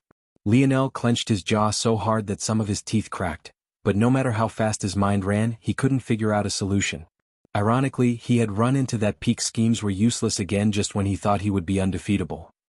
No, that was actually a lie. He did have a solution, but when he was about to use it, his mind working in a frenzy, he hesitated. It was something he never thought he would do in such a situation, and especially not in his current state of mind. But he simply couldn't bring himself to do it. Unfortunately, a split moment of hesitation was all it took to lose a battle like this one. Crack. Lionel's arms snapped like a twig. The recoil was so strong that even after the hourglass fell from his palm, his bicep tendon snapped and his arms swung down and back. The sight was grotesque, but how could it not be when the back of his hand slapped against the back of his shoulders? Ryan appeared before Lionel, almost carelessly catching the hourglass. His eyes, though, seemed to carry more emotion than they usually did. He had actually been outmaneuvered by a human? This ending was still inevitable, that was only logical. The hourglass was forged by the constellation of the Pluto race, how could it respond to the call of anyone else? Even if he left it in the middle of the road of the busiest city of the God domain, no one would even dare to touch it. But why did he still somehow feel that this had ended far too simply? He looked down at Lionel, his wrist having already healed, his thoughts unreadable.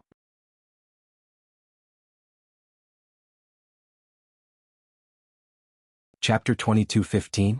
Published at 9th of October 2023 2:04 and 18 seconds p.m. Chapter 22:15. This year if audio player doesn't work, press stop then play button again. Chapter 22:15. This year N.O/V-L-B-1/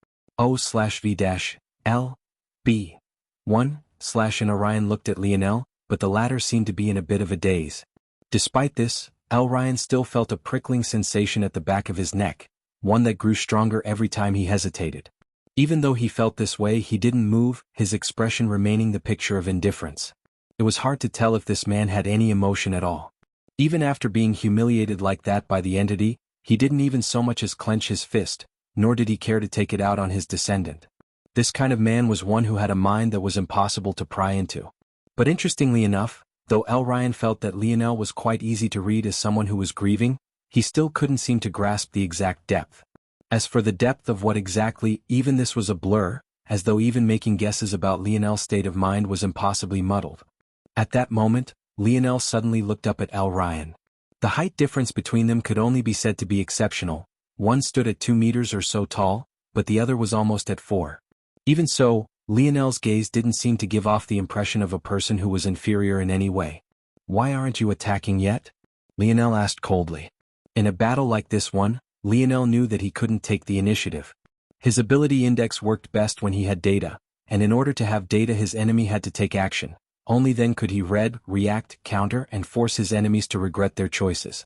The only reason he had attacked first before was because he had already predicted how Ryan would react. Others might find this man to be unreadable, but Lionel felt that it was obvious enough. His Emperor's charm had only made him better at reading people. Ryan was a carbon copy of his cousin. The difference was that Ryan had unmatched talent while Noah did not. This simple difference is what had led to a deviation in the direction their personalities had brought them down. How had Noah reacted the first time he met Lionel? Of course, he was a stickler for the rules and he had acted in accordance with the law. Unfortunately, that had gotten him beaten within an inch of his life by Lionel because he had dared to touch Aina. This man was the same. He was probably ordered to come here by his family, so he had. He wasn't angry with the entity because he felt that it only made sense someone so powerful would have a temper. He also felt there was no need to get angry because he would surpass this individual soon enough. As for taking it out on Shanrei, why would he do something to put his family in a poor situation just for his own personal grudge? He was better than that, and most importantly, the likes of Shanrei weren't worth his effort. He was arrogant, but only rightfully so, and he was the furthest thing from a hypocrite. Although Lionel asked him why he wasn't attacking, he already knew the answer. Attack Lionel? What? What would that get him? Even compared to Shanrei, Lionel was even more inferior. Attacking him out of rage would only be like admitting that he had suffered a loss and that he took it more seriously than he did. Of course, that didn't mean that he didn't acknowledge Lionel's victory. He did, and he would also adjust his expectations and future actions such that this wouldn't happen again. However, it wasn't worth attacking over. It was infuriating indeed. It was even worse than disdain. Like he had said before, Would a passerby disdain a dog for digging into garbage bins for scraps to fill their belly? Of course not. What human would waste their time disdaining a dog? The only appropriate reactions would be indifference, maybe a bit of aversion, but most importantly, they would feel that it was just natural. That's where a dog belonged, digging in the trash, so what was the use of an overblown reaction? However, this time, Lionel didn't attack, he just stood there, looking up at Ryan as though he was trying to remember this person's face. The hourglass doesn't do what you think it does, Ryan explained simply. Well, it does, but it won't work out in a way you think it will. In addition, the Pluto race wouldn't be willing. Make sure you keep it safe. Lionel replied just as simply. Soon enough, it'll be mine. The more you stall, the greater price it'll have to pay. Lionel's meaning was simple. The more time passed, the more time would have to be rewound, and the greater pressure there would be on the hourglass. Ryan looked toward Lionel, but he didn't reply immediately. Both of them seemed to be exceptionally okay with silence. If it wasn't for Lionel's hostility and the fact that he was too weak, they might have been able to be friends. While he didn't disdain the weak, Ryan wasn't a fan of the idea of watching such a weak species of people die long before he did. His gaze flickered. What a peculiar thought that was. Friends? With a man who had tried to steal the symbol of his Pluto race? If others found out about this, even just the threat he had levied just now, even his bones wouldn't be left. But he suddenly felt compelled to change Lionel's mind. Do you understand what you are saying? It doesn't matter, Lionel replied simply. It does. Ryan responded. Do you understand how strong the existence who separated you from my body was? Lionel didn't reply, he wasn't a fan of repeating himself. Since he had said it didn't matter, he meant that it didn't matter. In order to do what he did, he would have to have the power to ignore the regulator of your incomplete world. Ryan continued as though he didn't need a reply. If that's not enough of an answer for you, do you have any idea how strong Shanrei is? How strong I am?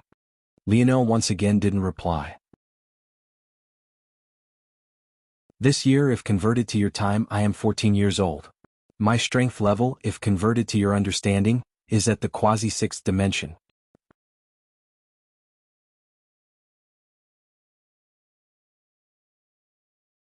Chapter 22:16. Published at 9th of October 2023 2:04 and 17 seconds p.m. Chapter 22:16. Maybe. If audio player doesn't work, press stop then play button again. Chapter 22:16. Maybe. The reaction that Ryan might have expected wasn't the one he received. If anything, he was underwhelmed. Lionel had already seen just how far apart the strengths of various races could be. Setting aside the spirituals, there was himself. When that figure in the blood pool moved, it had to be understood that Lionel's dimension didn't change, the only thing that changed was how much access to his own personal talent he had. That meant, the man who could kill ancestors and even overlords as though they were wet tissue paper, had been the very same sixth-dimensional Lionel. Of course, that was still not as impressive as Ryan, who was only in the fifth dimension. Though the latter had said quasi-sixth dimensional, this was the reality. Quasi or not, it was still the fifth dimension. However, it wasn't enough to completely upend Lionel's reality. As for why he was underwhelmed, it was because he would expect such an existence to be further along at 14 years old. If he had been born in the Morales family, he would have most definitely been faster than that. He had entered the dimensional verse at 18 years old. He was now 26 years old, and most of that time had been spent struggling on his own. It was completely unlike Ryan, who even had access to such a treasure. That said, Lionel still stored away several things from this information, much of which was speculation. Ryan had said if his age was converted, it was very possible that he had experienced much more than 14 years, but just like dog years, different species experience the years differently. This would explain why there wasn't even a hint of childishness on his face, though that could also be explained by his race itself. The second important speculation was that he didn't believe that Ryan was actually just slow to progress. Or rather, even if he was slow, every step he took was far more substantial than Lionel's own. That meant that the Pluto race had a different method of progression, one that Lionel was very much interested in. A part of his senses drifted down to the members of the Void race that Shanrei had left behind, a cold glint lighting his eyes. Ryan shook his head. It seemed that this kind of man couldn't be swayed in such a way.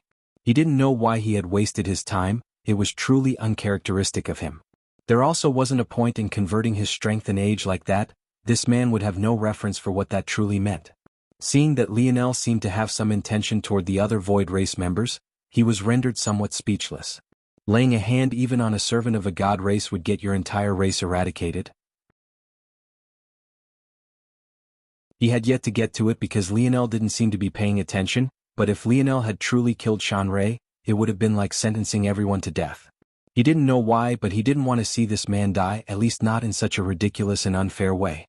He truly wouldn't even see his enemies if he made such a folly. He would likely spend his years in eternal damnation, never laying eyes on the person who put him there in the first place. At that moment, Ryan suddenly remembered something his father had told him. He was used to being reprimanded for his straightforward ways. He might be talented, but he lacked in charisma. As a leader, this was a deathly sort of flaw. His father had once said that smart people couldn't be convinced with reason. Usually, they had already thought of every possibility. Telling them facts would do nothing to change the situation. He had already assumed that giving a person the facts was only right. Any logical person would obviously come to the same conclusion as him, right? But his father had said no. Humans were emotional creatures no matter how smart they were. If you wanted to convince someone of something, you had to understand their why and manipulate that. Unless you could understand that, it would all be useless. Even if a person was stupid, so long as they had enough bias, even if you laid out all the facts before them, they might nod to your face then return to their ingrained beliefs later. But what was Lionel's why? Ryan's gaze flickered and he remembered that the world spirit had responded to Lionel. The only way that would happen would be if. Don't. Lionel suddenly said, raising up a hand. Ovalb 1 and Ryan froze, not quite understanding. I don't care how powerful your people are. I also don't care what your original purpose here was, or how you might be related to my grandfather or the Fox family. I truly do not give a damn. I can see it in your eyes. You're looking, trying to find a light of reason, trying to understand me, trying to convince me. I originally didn't know why you were deviating so far from your original personality, but now that you've told me your age, it's too obvious. You're still a child and still don't have any sort of real conviction. Ryan frowned for the first time. I wasn't even trying, but I was already leading you by the nose. What do you think I am? A broken vase you need to put back together? Maybe because your family gave you a mission to fulfill that promise you want to complete it to 100% of your ability and maybe pull me out of an abyss to help the descendants of your benefactor? Is that it? It's all worthless.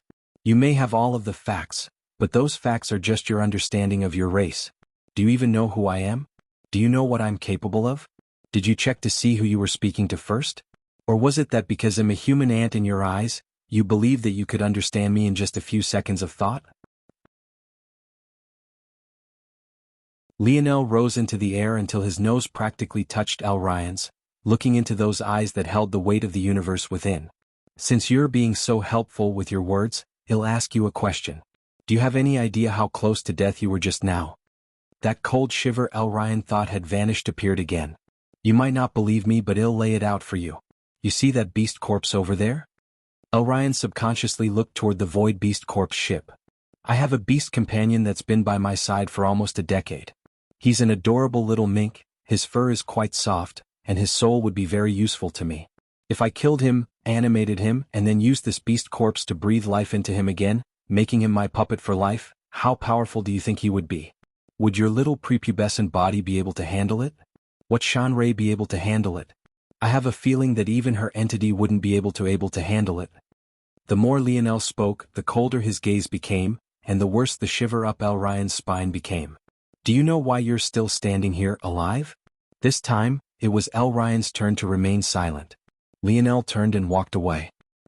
Maybe, it's because I'm not angry enough yet.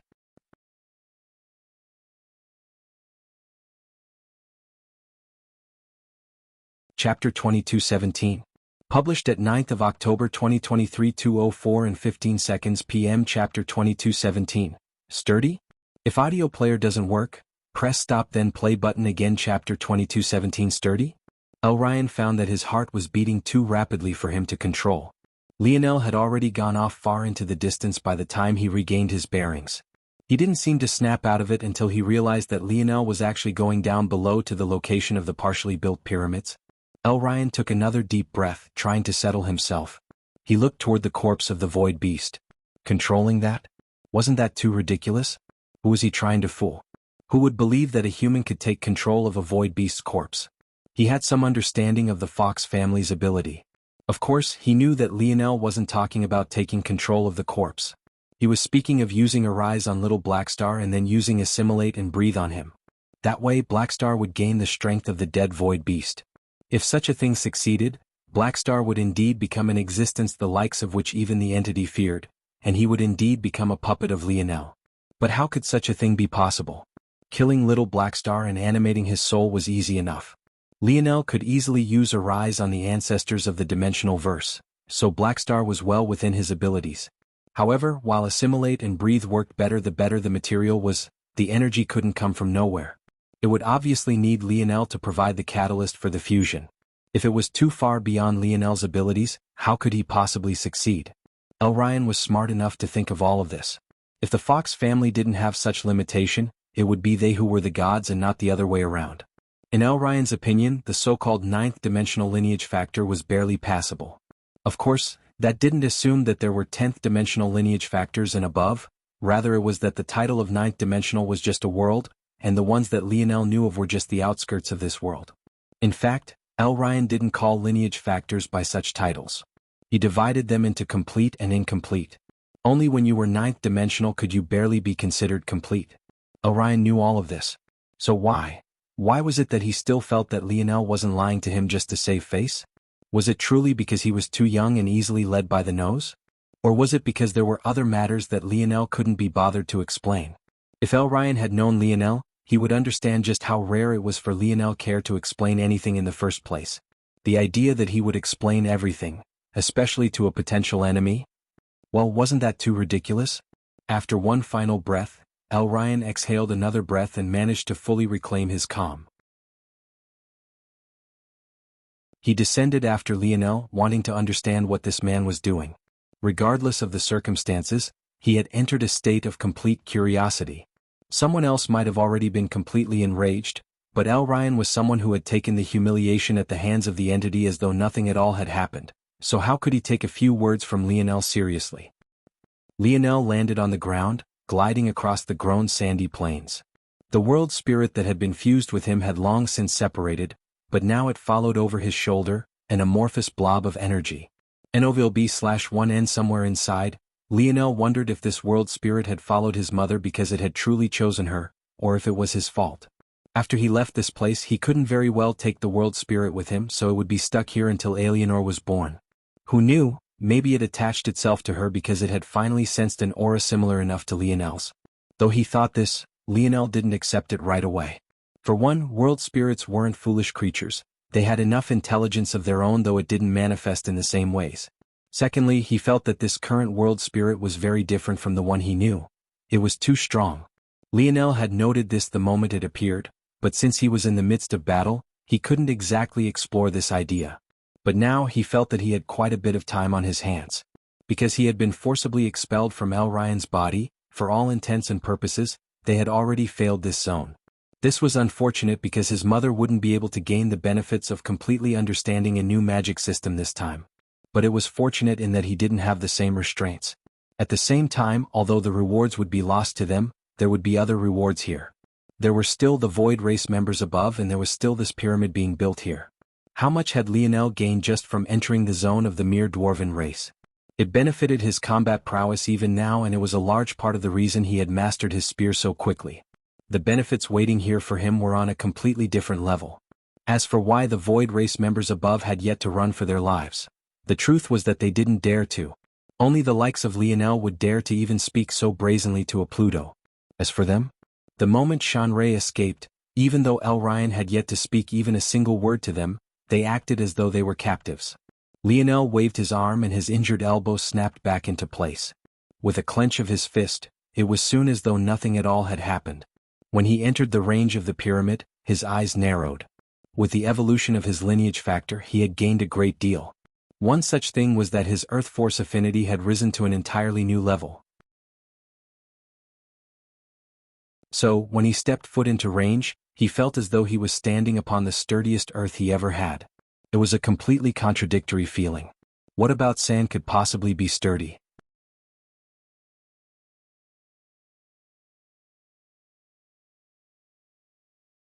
Chapter 22:18.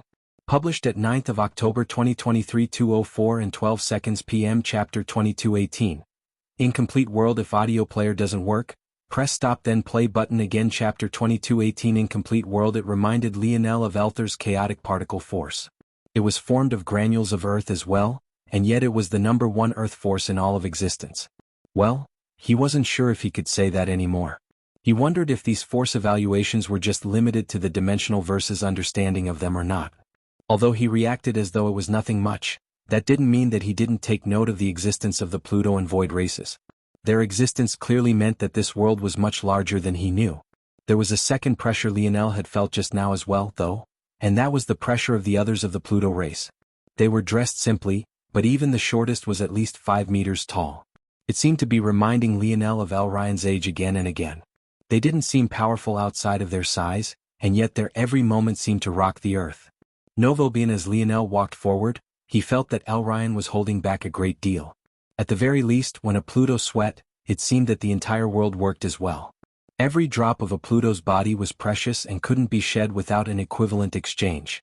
A powerful race indeed, Lionel thought to himself. Even so, it didn't stop his steps forward. He didn't even react when Elryan appeared by his side. He really didn't understand this boy. But he had learned that different cultures of humans could react to things differently. The Morales were a prime example. They were almost all fiery and battle-hungry, but that wasn't entirely because of their blood, it was also because of their culture. It was clear that the Pluto race had its own unique culture. They felt that they were so above everything that they weren't quick to any emotion at all. Even though Lionel had appeared, they had ignored him. Only when Elryan appeared did they look over, but even after this, they looked away. It isn't appropriate to call them servants, they don't seem to be despite their style of dress. They're artisans, and those are most definitely not limestone like the history textbooks say. As for what they're resonating with, it seems to be quartz. Quartz, back in this era or rather a few hundred years later, would be quite widely used. It was one of the most abundant substances on Earth, and it was useful in a wide range of applications from glassware to powering watches. It was completely unremarkable, at least at the time. In Lionel's era, though, the importance of quartz skyrocketed, and it was likely also part of the reason that Earth hadn't reached the point of having to gather energy from the stars either. On Earth, by the time Lionel was born, they were able to build surface cities around quartz deposits, using the existence of these quartz deposits to power the cities entirely without the need for fossil fuels or other types of renewable energy. The best part was that this energy seemed endless and inexhaustible because it relied on the natural chemical bonds of quartz, bonds that were incredibly difficult to break as it was the fourth strongest material on Earth at the time. Quartz was quite fascinating, at least to a third-dimensional Lionel. The current Lionel had already long since stopped caring about this level of material, and had already come across a countless number that had similar and even stronger effects. Compared to third-dimensional electrochemical effects of the like, just how far beyond was a trickle of force from a fourth-dimensional ore? It could completely crush the former. But then why? Why were the artisans of this mighty race relying so heavily on this material? Lionel could tell after a few moments what was happening. They were using the pyramids as a foundation to resonate with the quartz of Earth. This would thus execute some unknown action still elusive to him. But wasn't there a better way? The obvious answer to this question seemed to be that they were on Earth, so they were just using what was available on Earth, but something was telling Lionel that things weren't as simple as they seemed. He was missing something. He would have to get closer. Just as he was going to, Elryan suddenly spoke.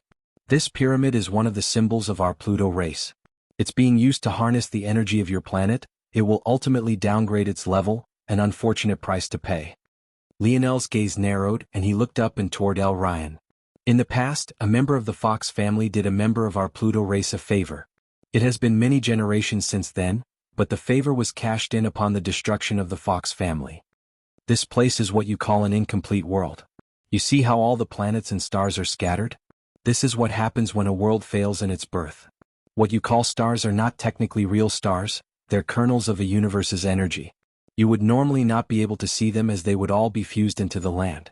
The fact you can see them so clearly is evidence of this world being incomplete. A complete world has one land, one star, one being. An incomplete world does not, and phenomena like subdimensional zones appear as a result. Though. Elryan trailed off as though not wanting to explain the rest of this matter fully. Lionel's brows furrowed. Why was this man explaining this to him? He suddenly found himself getting annoyed.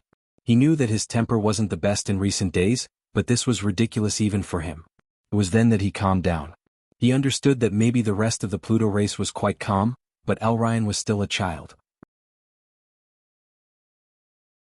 How could he be as unbothered as he seemed? It seemed he had begun to understand more about Lionel. A person that Lionel had just reprimanded explaining things to him that he didn't understand? Was there even a better way to annoy him? Usually, incomplete worlds are disseminated to the gods as they're still valuable commodities. But this time, my Pluto race commandeered them to return this favor and help in something they called the Dream Project. The parameters of this Dream Project, though, are quite strict. The last remnants of the Fox family need safe passage, and the only way to allow that is to weaken this world. But should everything go well, this world may rise again. Lionel's gaze turned frighteningly cold. What did he just say? Author's note: sorry everyone, I've been feeling like shit all day and tried to write it out. Which is part of the reason JB chapters were so late today, though many of you DD readers probably didn't notice that. They'll spare you the more gory details as this is a family-friendly server. Only managed to write 2 today. The good news is that I almost just wrote 1. Yay? Tears.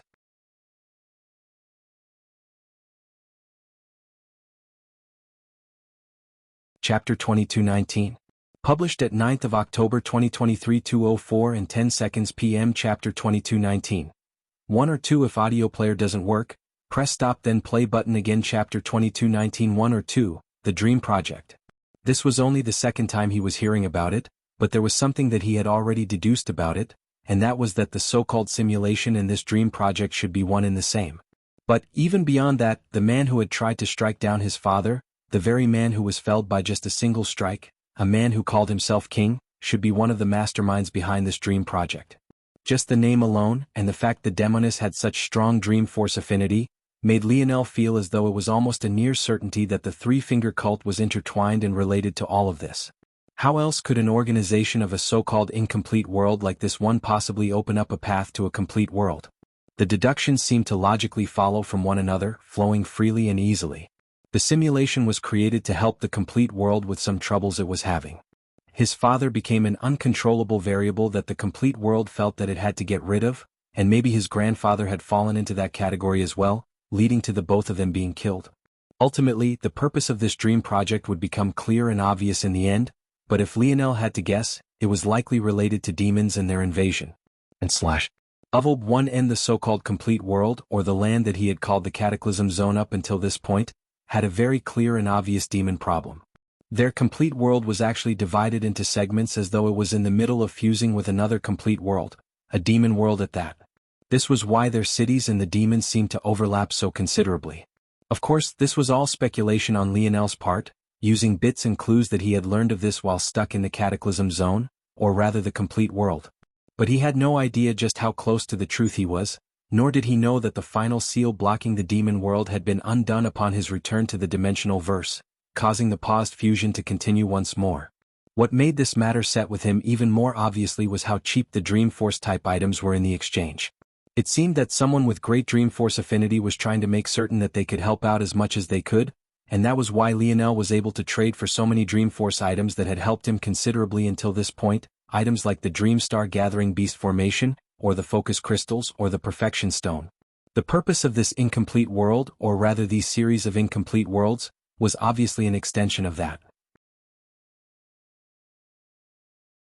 To build up an army of soldiers that would live in accelerated time frames and be able to create all sorts of new methods to control and manipulate force, methods that the complete world would absorb and use to strengthen themselves as well. It all made perfect sense, until Elryan mentioned the Fox family. The last remnants of the Fox? That was obviously his grandfather. But if his grandfather was the reason this simulation could even exist, then how was he related to the Dream Project? Didn't that mean that it was him and not King who was the true arbitrator? But if his grandfather was in control of all of this, why did his father have to die? Why didn't he have more control over the situation? Why didn't he save him? The more questions Lionel had, the more agitated he became, and the more than crimson light flickered in his eyes. Did he have the best impression of his grandfather? Not particularly, but the reason for why was because of his choice to massacre so many for what was ultimately just convenience. But was it still fine for him to hold this against his grandfather? He had already killed far more than the number of citizens of Earth that had died during the metamorphosis. And quite frankly, he couldn't be bothered to care even now that he had done so. Was it moral of him? Probably not. Did he find those people to be innocent? Also probably not. Who else would benefit from the conquering of the human domain if not them? And now many humans would have died to allow them such comfort? Of course, Lionel wasn't saying that this justified his actions. Quite frankly, he couldn't be bothered to justify them, he didn't care to. They had enraged him, so they suffered the price. He didn't think any other justification was needed. But by the same token, he could no longer blame his grandfather for the same things. Though he still felt that killing your own for such a reason was far too ridiculous. Now though, he had another reason to not let go of that anger. Just what was the truth here?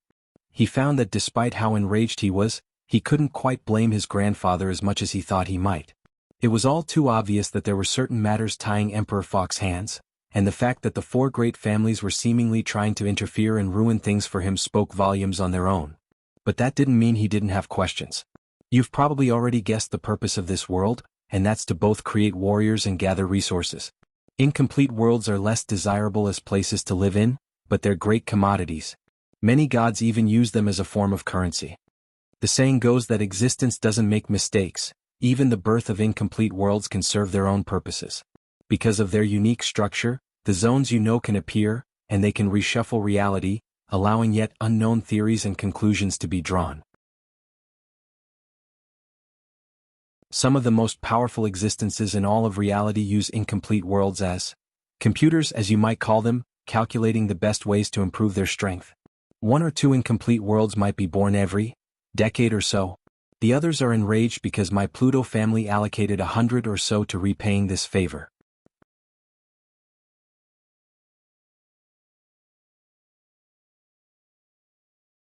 Chapter 2220? Published at 9th of October 2023 2:04 and 6 seconds p.m. Chapter 2220, Crack. If audio player doesn't work, press stop then play button again n/ov-/b. In Chapter 2220 Crack. Lionel remained silent. His calm had returned. He simply let Ryan speak. He didn't interject. He simply let the Pluto, who he was starting to see more and more like a little boy, speak. While incomplete worlds are very useful for many more ways than I listed as well, they're very finicky and difficult to properly control unless you have very specific methods. The Void Race, for example, are able to fuse with incomplete worlds. It's the source of the cosmos that covers their bodies. However, without their bloodline, doing something like that is impossible. This is all to say that entering an incomplete world as an existence of a complete world is not easy. Not only are there heavy restrictions on dimensional level, but there are also restrictions on how much you are allowed to affect the world. The descendant of the Fox family needed to enter, but he was much too powerful, especially since he had set his sights on Earth in particular.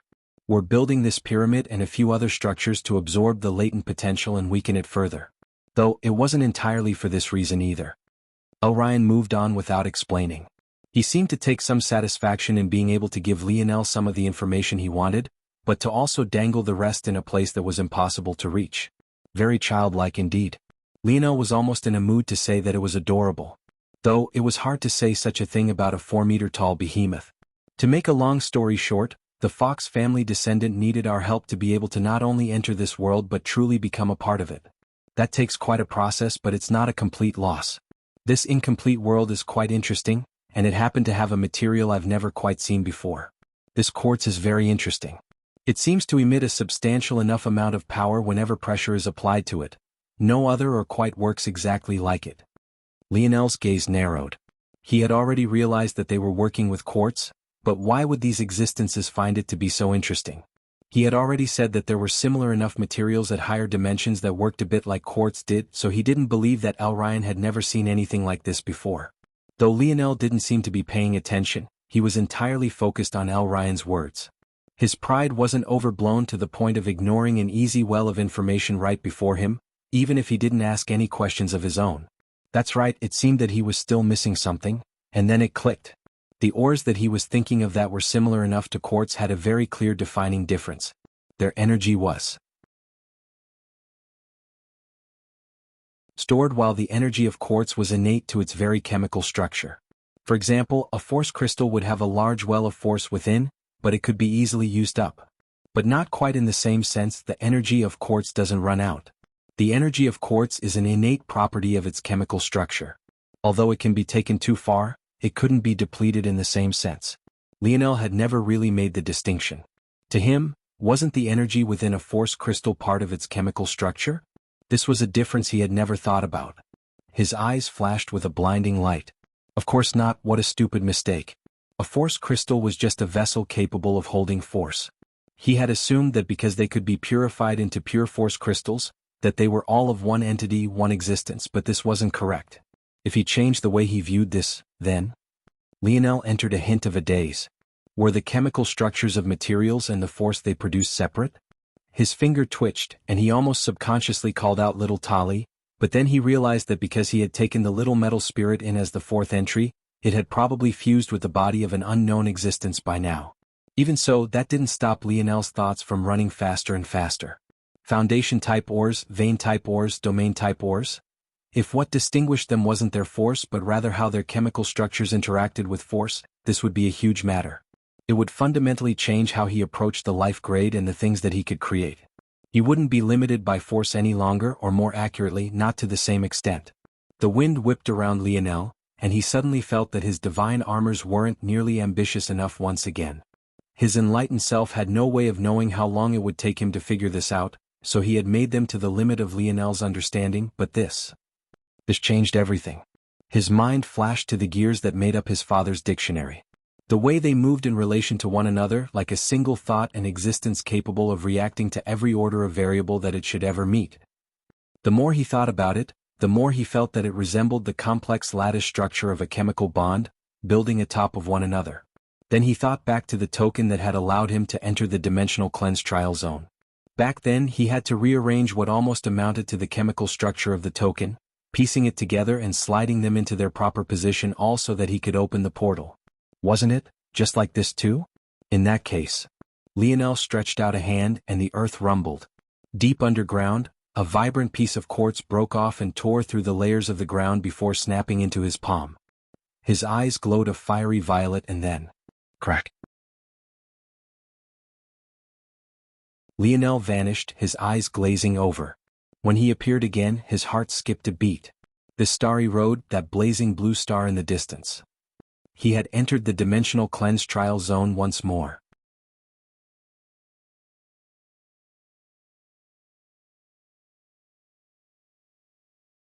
Chapter 22-21.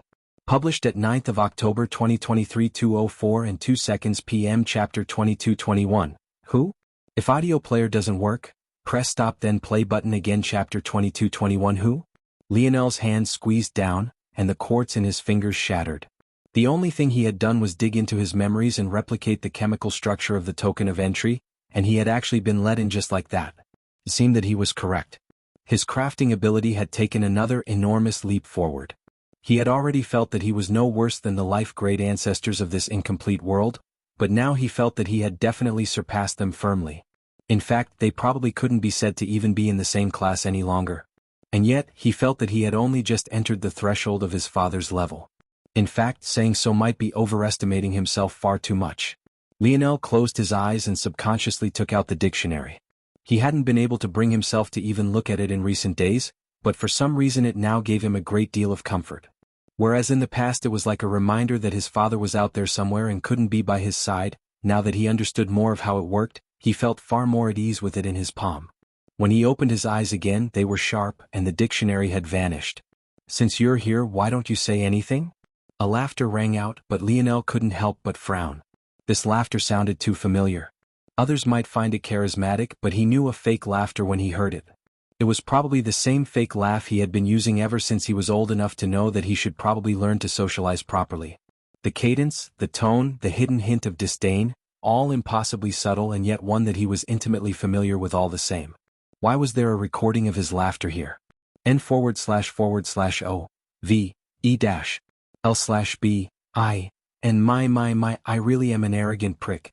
Lionel's gaze flickered. It was richer, a bit deeper, a bit more wizened, but he was certain as well. That was definitely his voice. He would easily remember the voice of a person he had met just a single time, let alone his very own voice. It was impossible that he wouldn't recognize it. "I don't seem to like to follow rules either, it seems. You know, you're supposed to wait until all of the roads can be filled before you enter this trial world. Wouldn't it be too unfair if you can just walk through unchallenged now? Lionel still didn't respond. For some reason he found his own voice incredibly annoying. He had already concluded that this person was trying to mess with him. It would probably be trivial for an existence that could create dimensional cleanse to change their voice. When I'm speaking you listen. The voice became a biting cold and a piercing pain threatened to run right through Lionel's chest. He coughed up a mouthful of blood, falling to a knee, his eyes bulging. Man, the voice became light and cheery again. Is this considered masochism? Well, I've done far worse to my body in these years, this is probably the least of them, it probably wouldn't even deserve to be ranked last. Lionel clenched his chest, the pain only slowly fading. It felt as though it had been done on purpose. This is the only real way I can communicate with my younger self. Jokes aside, I already expected myself to figure out how to enter this place alone. If I can't do it, then probably no one but my old man could. You probably won't believe it, we're stubborn like that and ironically quite foolish, especially now. You'll probably do many stupid things between now and the moment you snap out of it. Going through a teenage angst at 26 is a bit embarrassing, don't you think? The only stain on my record, honestly. Unfortunately, everyone else is too weak. Maybe if I suffered a loss or two, it would have happened sooner, but I can't blame the world for being too incompetent. Lionel was frowning. This arrogant prick was far too annoying. He remembered the first time he had learned about dimensional cleanse. The introduction practically made him roll his eyes. In fact, he had called this bastard narcissistic back then, those were his exact words. It seemed that he was even worse in person. I haven't appeared to give you a boon or anything, in my opinion it would be better if you fall flat on your face soon, maybe even die a few times. I'm really only here to tell you two things. First, because of your stubbornness, Tolliver entered this world and is currently fused with the last barrier of this trial world. I originally built this in to stop most others aside from myself from reaching the final leg, but in usual fashion you've gone and screwed it up for yourself. Since you're smart, you figure out a way to separate them unless you want to kill your own metal spirit. Or don't, I don't really care. I'm sure your father would be proud. Lionel's gaze went red. One of the very first lessons he had learned from his father's dictionary was that metal spirits were partners, not tools. But that didn't mean that this person could just casually mention his father like that. However, the moment his gaze went red, that suffocating pressure descended again, and he coughed up another mouthful of blood, almost passing out entirely. Second, you had better take this seriously. Despite what I've said, you think about why I would still make this world to help a far lesser version of myself out.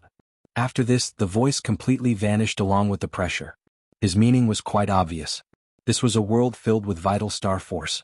Though Lionel used it offensively, it was also the reason for his exceptional stamina, aside from his lineage factor, of course. What else could this world be used for if not helping increase Lionel's chances of saving someone? If his future self had already admitted that saving his father was impossible. Then who was he intending to save with all of this effort?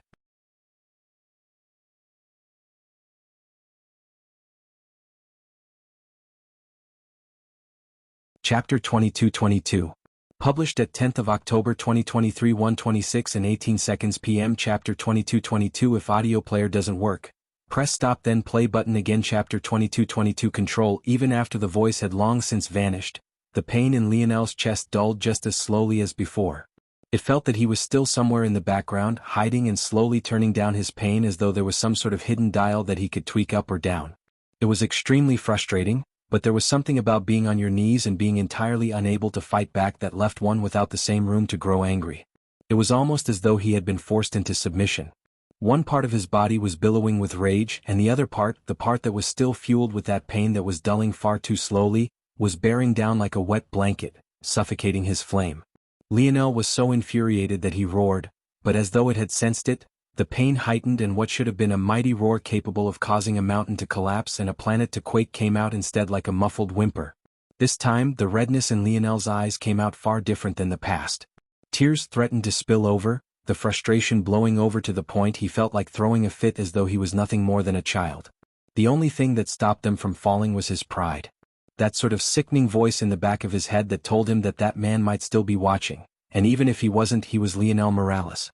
He didn't know where such thoughts came from. He didn't think himself to have such strong emotions about crying in the past. He never really thought about it the same way he hadn't really thought about what it meant to kneel. He had definitely cried in the past, but it wasn't something that lingered on his mind, making him feel as though he was less of a man. But now it did feel that way, though maybe not for the reasons it seemed to be. Rather, it felt like he would be acknowledging something. Those tears that had fallen when he knew his father had died had dried up as quickly as they had formed. They didn't get the chance to sit and stew, to stir his soul and vent out all the frustration that wanted to rush out from his heart like a swimming tide. The whimpers that came out in place of his roar were like a rope pulling taut, stringing his throat into a tight tube that caused his neck to spasm. His heaving breaths couldn't seem to bring enough air, and his muscles seemed to have forgotten how to move. A stinging sensation in his eyes grew fiercer and fiercer until they spilled over. The weakness overcame him, his body collapsing onto the starry roads. Nothing about them seemed to be beautiful any longer. When he had first entered this world, it had felt to him that he had been entering a fairy tale, but now it felt like any normal road. And how would one feel when their face had been pressed into the ground? Maybe if it was by a boot, one would feel rage or fury, but what if it was by one's own weakness? Somewhere inside, Lionel knew that that man had definitely vanished. He knew that such a man couldn't be bothered to stay in a single place for even one moment longer than he had to. He wouldn't feel the need to pull such petty tricks either, especially with how arrogant he was. But that only made it worse. He wasn't being pressed down by anything. He even knew that that pain in his chest wasn't even the doing of that man any longer. That was just the darkness sitting in the pit of his chest, overwhelming and latching out like the venomous sting of a cobra.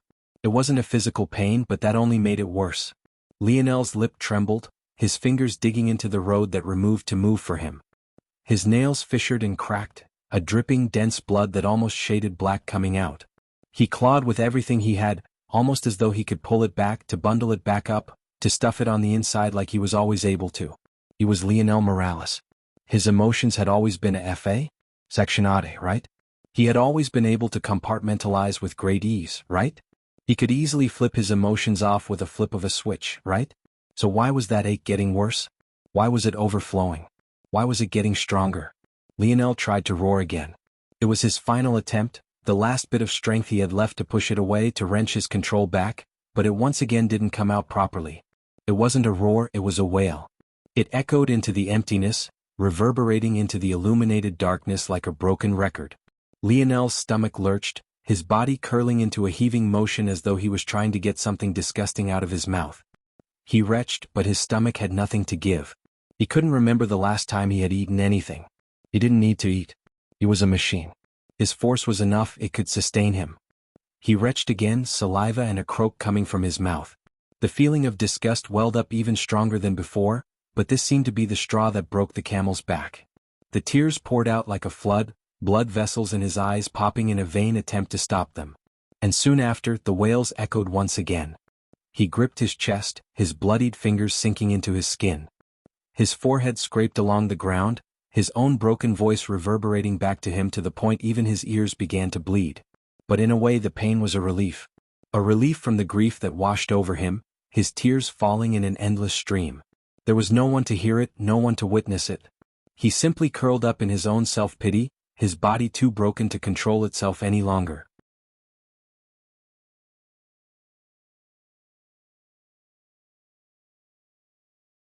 Chapter 22-23, published at 10th of October 2023, 1:26 and 18 seconds p.m. Chapter 22-23. If audio player doesn't work, press stop then play button again. Chapter 22-23. Don't talk. Big Lionel lay on the starry road.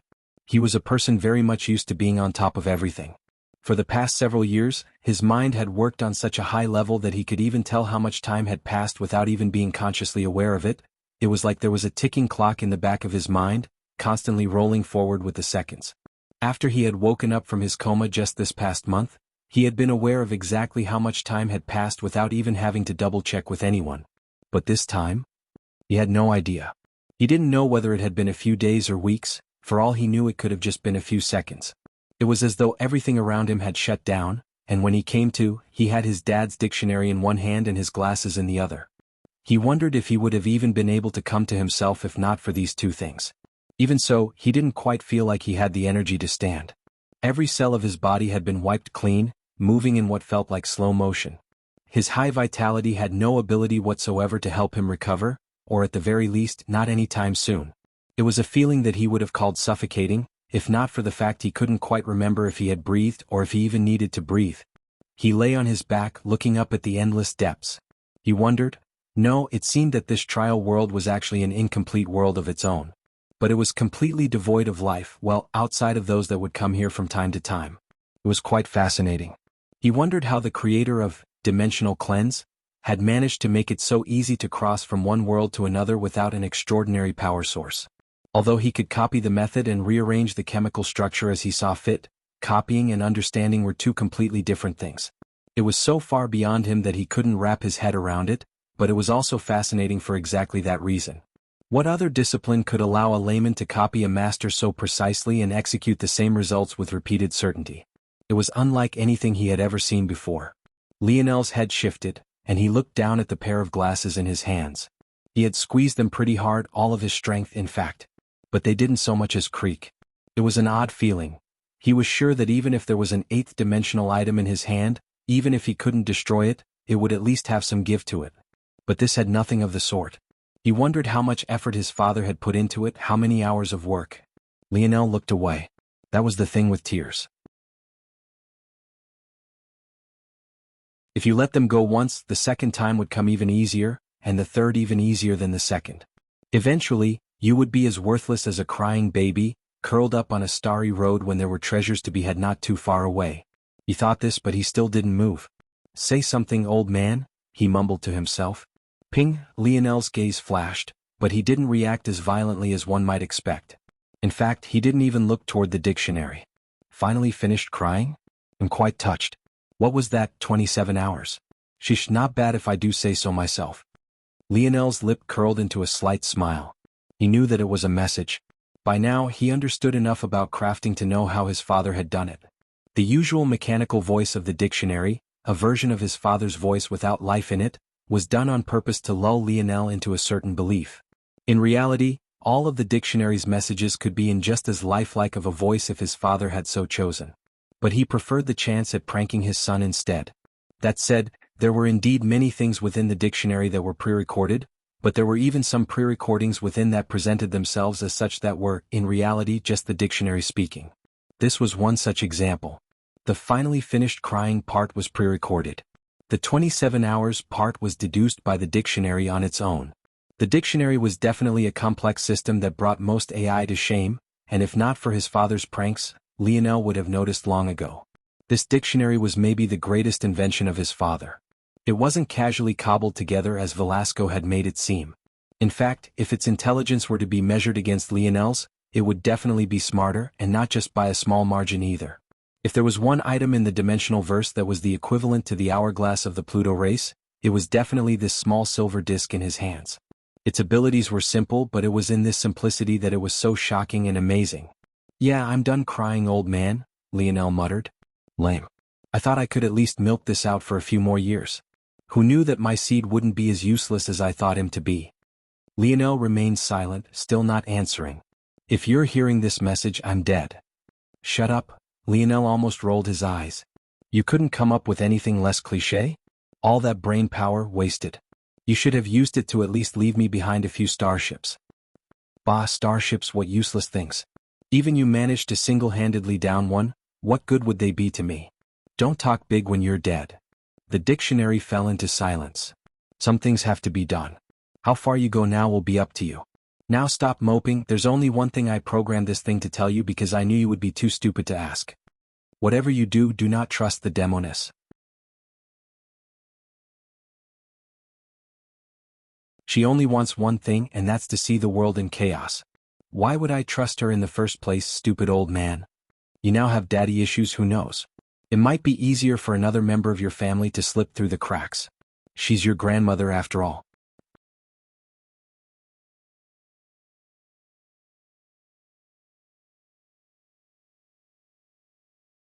Chapter 22-24.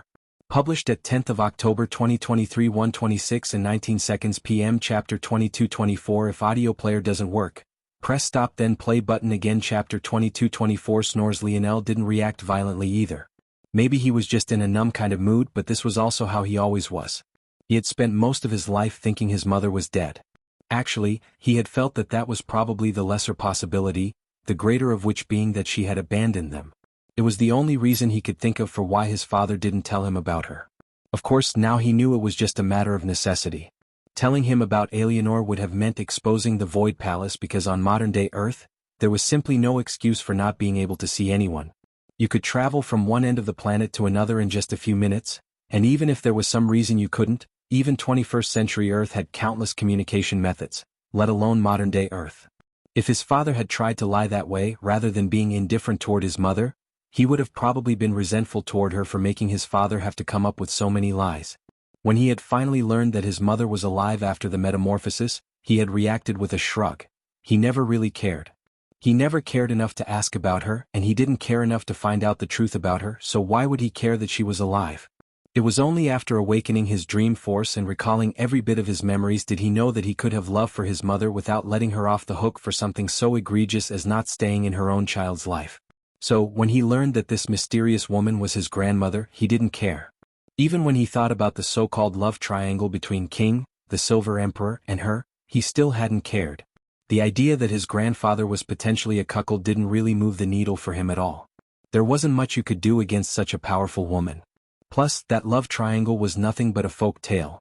He had no real evidence for it. If she wanted to bed you, you could probably only accept it. If she wanted to leave you afterward, well, it was only right. You should thank your lucky stars at that point. At best, Lionel's thoughts just drifted to the fact that the lineage factors of the Morales and the Silver Empire were so similar. It seemed that the connection all along was this woman. But beyond that sort of understanding, he was still indifferent. However, Velasco obviously knew his son well, so he wasn't waiting for Lionel to ask questions. As he had said, this was the very reason he had left behind such a message, so he wouldn't let Lionel's tendencies stop him from speaking. He rarely explained anything, so the fact he was going out of his way to do this meant that it was important. I don't understand much about the relationship between your grandfather and grandmother, but what I know is that she was never of this world. This place was nothing more than a playground for her because something had caught her attention. I'm not sure what that something was, but I have my deductions. It's likely related to the simulations. Velasco spoke this as a matter of fact that everyone should know.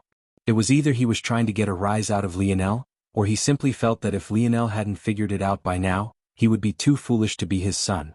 Or rather, his seed. That dumbass who calls himself king, who can't even withstand a single spear of mine, most definitely isn't strong enough to create these worlds as they are. Only a race of being far above could allow this to happen. Turning worlds into a playground of breeding just to form a large group of powerful soldiers in a short amount of time is beyond what the Three-Finger Cult and their backers are capable of. I believe that this is what caught the attention of your grandmother. If you hate her so much, why are you still calling her that? Lionel muttered to himself.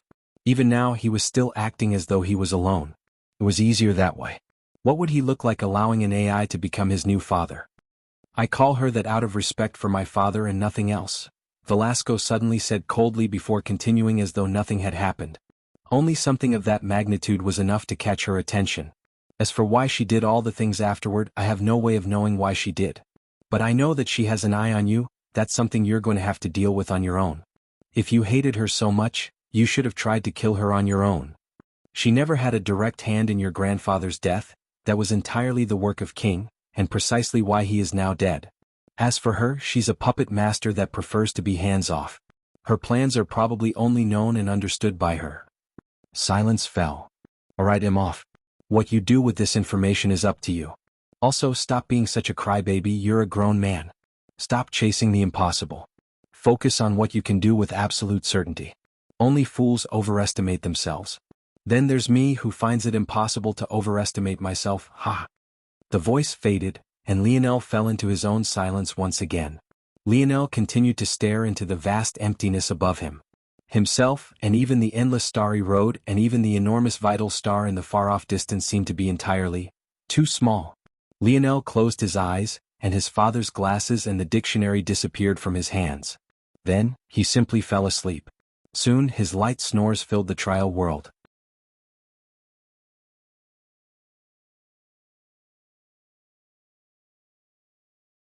Chapter 22-25. Published at 10th of October 2023 1:26 and 19 seconds p.m. Chapter 22-25. If audio player doesn't work, Press stop then play button again. Chapter 22-25. Click. Lionel woke up quite slowly and casually jumped to his feet. Without much thought, he turned toward the enormous star in the distance and began to walk toward it. The feeling was familiar. Even with the strengthening of his body, the limitations were all the same. He couldn't access his other abilities, and the only thing that seemed to respond to him was the very same vital star force that was around him. But such a thing was hardly able to stop his steps.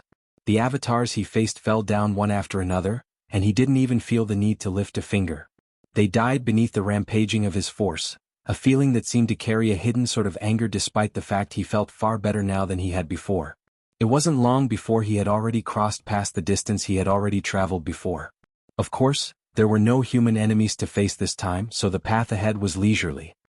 He came to only a brief pause when he crossed the region he had fallen to Amory in, but that was a shadow that he had long since gotten rid of. It was no longer enough to move him so greatly. Soon he found himself beneath the enormous blue star. This close up, he could see that the dancing runes on its surface were unlike anything he had ever seen before.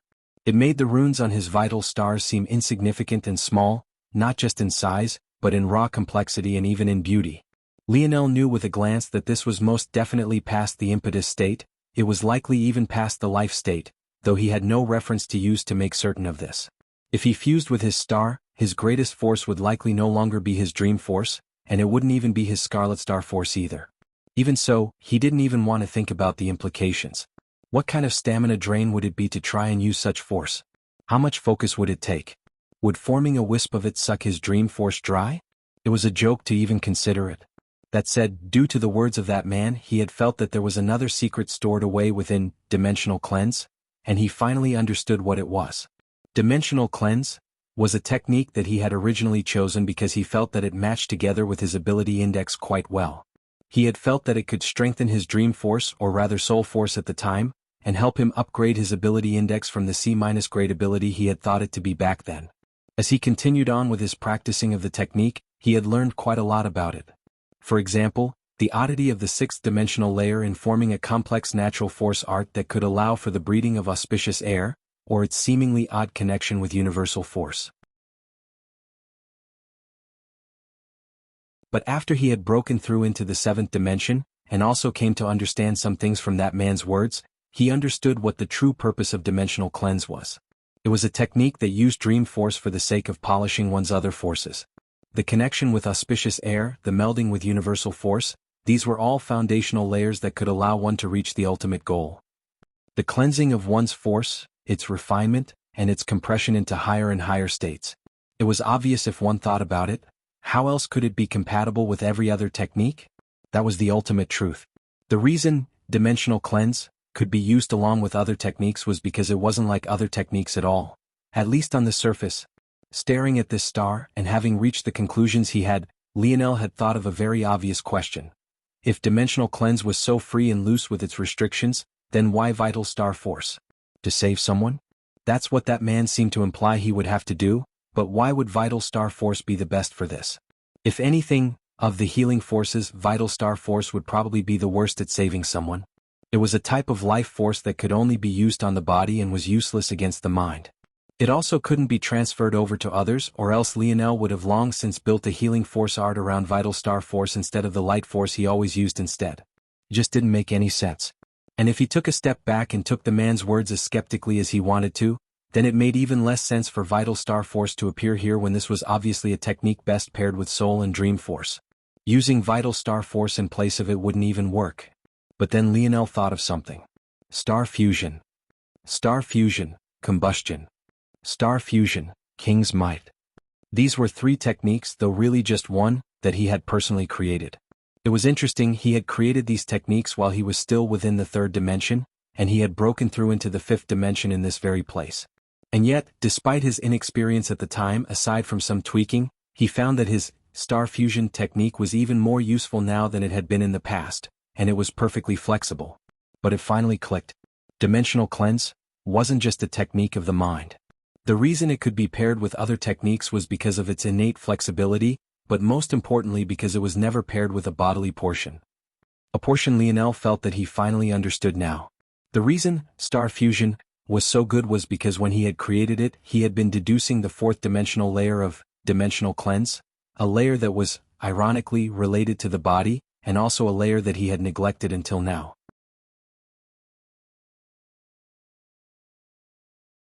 Star fusion just might be more related to dimensional cleanse than he had originally assumed.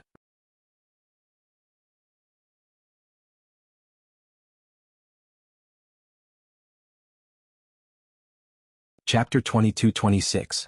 Published at 10th of October 2023 1:26 and 19 seconds p.m. Chapter 22-26. If audio player doesn't work, press stop then play button again. That's right.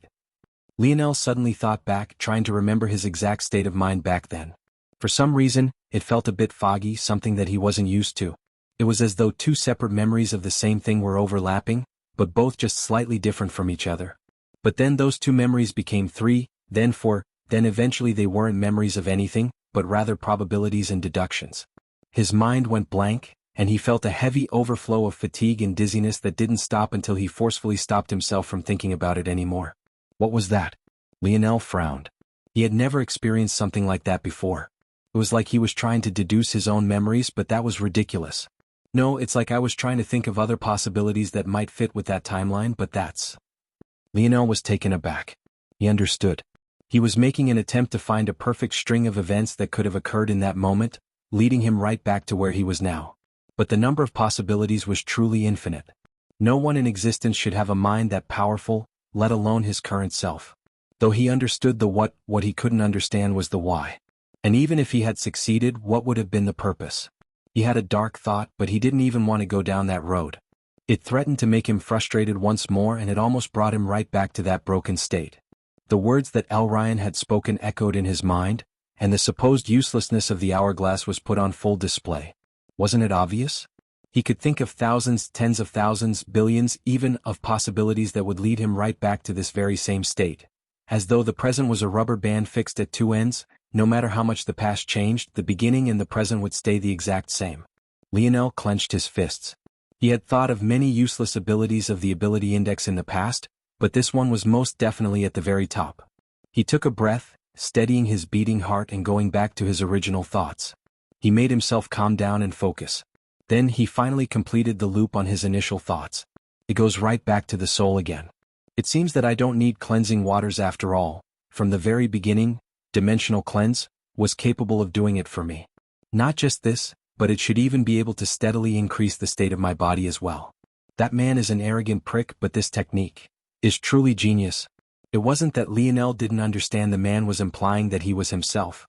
Only a fool wouldn't understand, and Lionel was probably the furthest from. He didn't acknowledge it for one reason and one reason alone. If even that version of him couldn't bring his father back to life, he didn't want to be him. He would become someone else. That was all the thought he needed on the matter. He didn't care about anything else, and now that he had understood how dimensional cleanse truly worked, he didn't have the time to think of anything else either. But first, the star path beneath his feet rumbled, and the star before him quaked and then suddenly split right down the middle as though it was hiding a ship within. But out from within, tendrils of white gold shot out, piercing toward Lionel like roaring vipers. Lionel's body flickered and he danced out of range. He had never thought that tentacles could be beautiful, but that was precisely what was before him, a gorgeous sight. The movement of this enormous tentacle beast was like watching streams of golden light descend from the sun, peeking through the misty beauty of a day right after rain. Unfortunately, it was just as gorgeous as it was deadly. There were two problems that Lionel needed to figure out, both of which were probably quite important. If this was little Tali, why was he attacking him? While he was in Ryan's body, he had had full autonomy, and that was a Pluto. Why didn't little Tali? Or did that mean that little Tali did have autonomy and simply chose to attack him anyway? Had the mutation failed and was his little metal spirit still rampaging? Or was it something else? The second problem was obviously how to separate little Tali from this beautiful creature. The void race entity had done it with a simple shout, but Lionel obviously wasn't at that level, so what could he do? Surprisingly, Lionel had only just thought of the question when he had thought of an answer for the second anyway. As for the first, well, he would just have to find out. Lionel came to a grinding halt, the tips of his toes gliding along the starry road until he came to a stop. With a pulse of light, his divine armor manifested, his halo bouncing to his feet then back up. Before his armor could even solidify, he had already surged forward, his speed impossibly fast. He weaved through countless golden tendrils. The creature felt sluggish for some reason, as though it had yet to wake up properly. If he wanted to do this, he had to do so swiftly. His body shot into the splitting star, looking for something that could be considered to be a core. But for a creature that could fill up the insides of a star, just how large was it? I've seen bigger just this week alone, Lionel thought to himself, flashing forward and appearing in a mass of tendrils so deep he had to continuously move about just to avoid being crushed to pieces. By this point he almost believed that this creature didn't even know he was here, he was too small and insignificant. But there was no telling what would happen if it truly awoke. There. Lionel dove in and crashed down, his body suddenly lighting up with a roaring vital star force.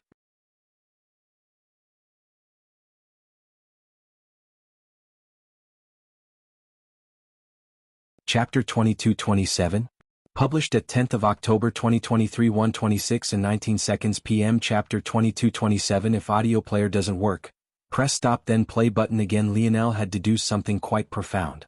From the very beginning, Dimensional Cleanse had three aspects. The first three stars were meant to be related to one's most confident forces, the second three related to one's body, and the last three in relation to one's mind. Lionel had done this in an inappropriate order. His first had been formed from his mind because that was all he was thinking about when he was forming his techniques. Forming his stars had been so easy in comparison to others that he had been able to easily skip steps that others had to worry and slave over. But it was also precisely because of this that he had always considered Dimensional Cleanse as a supplemental technique, a technique that was most useful on the mind. The most shocking part was that his mind was so powerful that he often didn't use the benefits of Dimensional Cleanse either. How infrequent was his use of auspicious air? How much time did he even spend meditating on the natural force art of the sixth dimensional layer of Dimensional Cleanse? The truth was almost no time at all, and that was more of a shame than anything. Now that he had put it all together, it slotted into place nicely, and everything seemed to make perfect sense.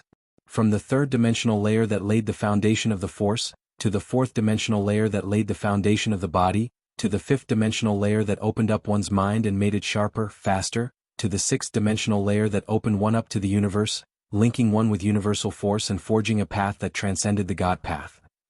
Forming the universal path. To the seventh dimensional layer that finally stood tall upon this foundation, linked them all as one, and began to unearth the truest, deepest secrets of Dimensional Cleanse. Dimensional Cleanse was exactly what it sounded like. It was always a cleansing technique, one that existed even beyond the scope of cleansing waters. Using your stars as a foundation and the universe as a cauldron, one could refine not just one's body, but one's very existence toward the limit of perfection. To make a complicated matter simple, the problem of humans and their fused souls could be fixed by Dimensional Cleanse. Not only could you break free of the restrictions, but with enough effort, you could even transcend your original limits. Many months ago, when Lionel had spoken with little Nana's elder brother, he had said that the reason the four great families hid the matter of force manipulation from lessers was so that they could maintain control. If one had enough comprehension, it would be possible to break free of talent constraints, so they had to keep the restrictions in place. But even when he had said that, he hadn't thought that the changes that one could make were actually so substantial. Not only were they substantial, but just understanding a portion of them would be enough for Lionel to free little Tali. Hidden deep within the enigma that was Dimensional Cleanse, there was a foundation that allowed the soul to not only separate from the body, but one that allowed the soul to be used as a foundation to refine the body into a more perfect state as well. What better technique was there to accomplish his goal? Almost the instant his force blazed to life, he could already sense little Tali within. He and little Tali had a strong connection with each other. Maybe if it had been another existence, it wouldn't have come so naturally, but for his metal spirit, it came as easily as breathing. Come. Lionel found little Tali and pulled hard, but very quickly his expression changed. Something was wrong, little Tali was fighting back against him. Lionel's heart couldn't help but skip a beat. This creature was quickly waking up quicker and quicker. If he couldn't separate little Tali and use its momentary daze to kill it, he would definitely die here. He didn't know what this creature was, but it was beyond his understanding and he didn't have a way of facing it. It would be fine to continue to let little Tali control it if the little one was of its right mind, but very clearly, his metal spirit wasn't on his side right now. Lionel took a breath and exhaled. There's only... assimilate. Lionel had never tried to use this 1-2 living existences right now, but he thought that since they were already of one body, it had a great chance of working. But there was immediately bad news. Well, good news and bad news. The good news was that it had worked. The bad news was that it had worked far too well. His dream force was sucked dry in an instant, and he almost directly passed out, even his hair and eyes completely dimmed from a vibrant pale violet to a sickly, flat white. Oh. Lionel's expression changed. The only explanation was that this creature he was trying to forcefully assimilate to little Tali was far beyond him. In fact, saying things like that didn't quite do it justice. He even vaguely felt that this creature had to be close to the level of the void beast corpse, if not on its level. Lionel's gaze sharpened. In that case, face pale and breathing haggard, Lionel began to move again. He truly hadn't been bluffing when he said that he could give little Blackstar the strength of the void beast, and now it seemed that he would have to prove it. With a wave of the hand, an illusory force art appeared, so large and all-encompassing that it looked like a twinkling starry sky within the waving tentacles of white gold.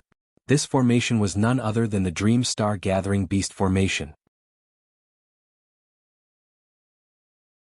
It was a formation that Lionel had exchanged for the sake of passing on force mantras to little Blackstar and any other beast he might reign under his control.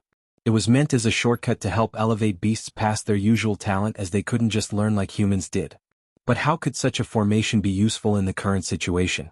Especially when the beast beneath Lionel's feet now was a legendary beast more rarely seen than even the mighty void beast. The Infinity Beast.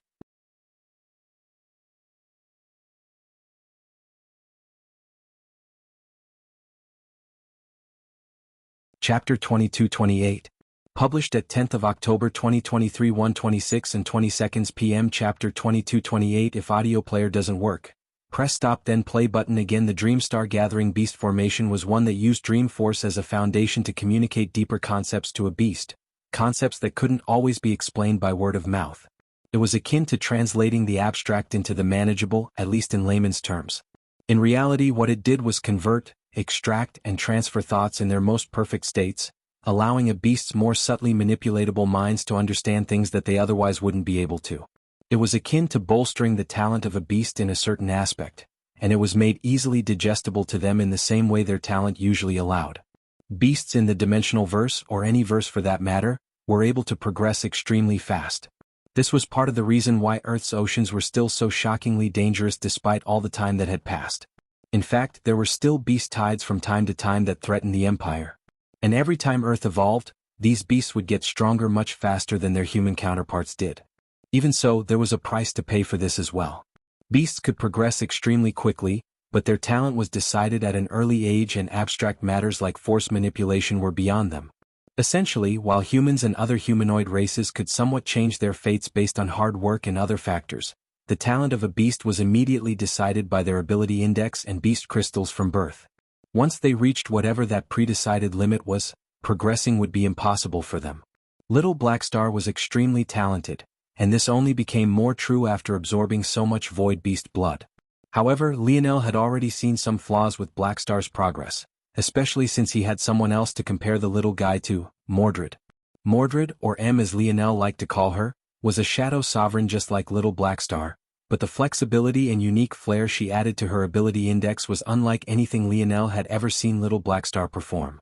Of course, there was a simple answer to why, and that was because of Camelot's magic system. But that was precisely the point. Beasts couldn't even learn techniques and magic systems in the usual sense. This was where the Dreamstar Gathering Beast formation came into play. But this was a lengthy explanation for something that seemed entirely useless in the situation. What good was a formation like this? What would he do with it? Ask the Infinity Beast to kill him swiftly and make it painless? The secret lay in the mechanism with which the formation worked, taking complex concepts, simplifying them, making them easily digestible.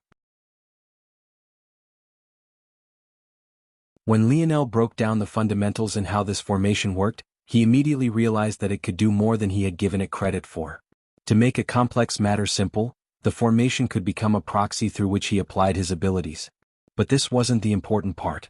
The lineage factor of the fox had been refined across countless generations. There was even a generation of them worthy enough to have the Pluto race owe them a favor.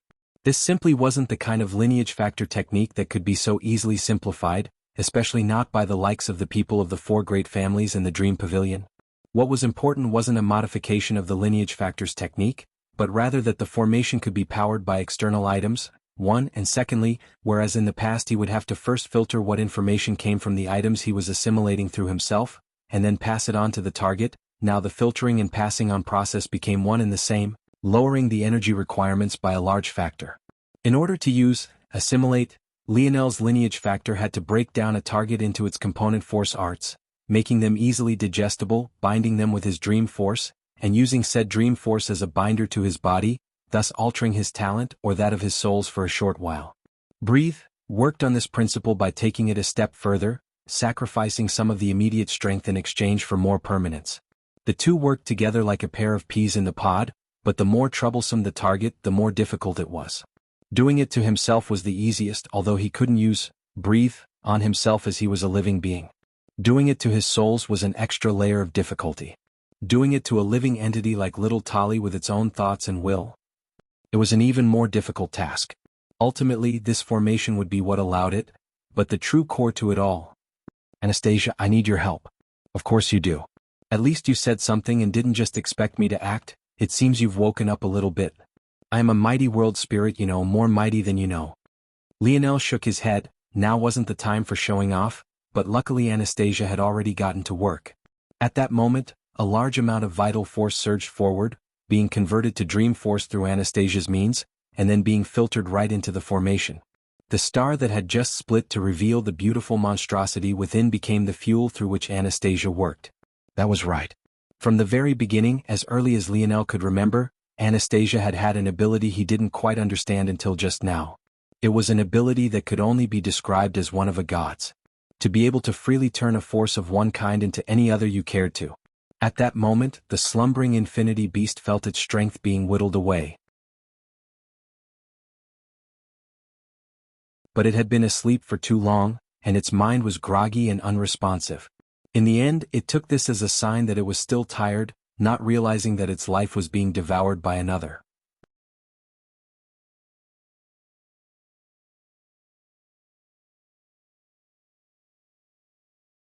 Chapter 22-29.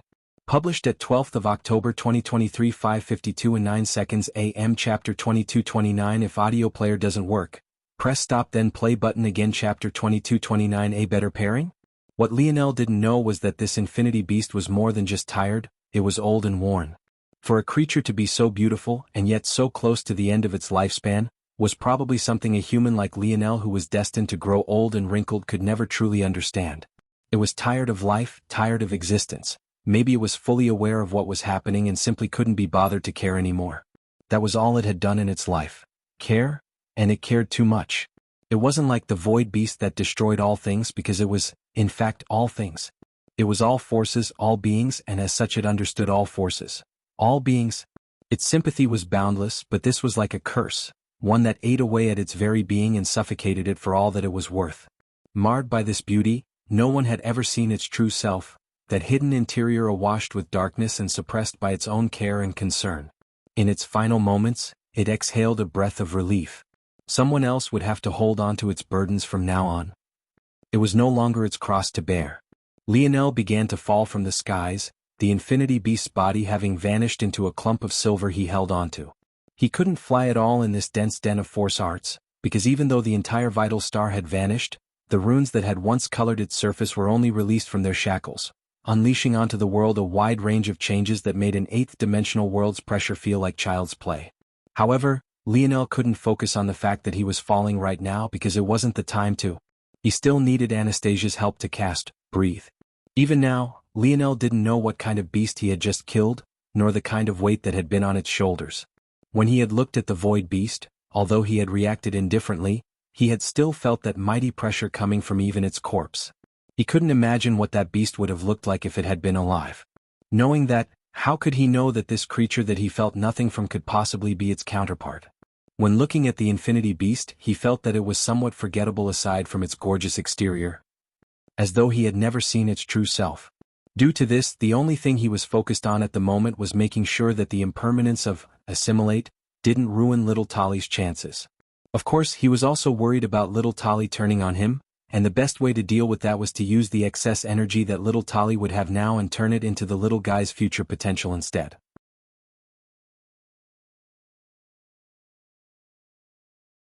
With that move, he would both weaken little Tali significantly and make any potential rampage manageable, and he would also secure his metal spirit's future.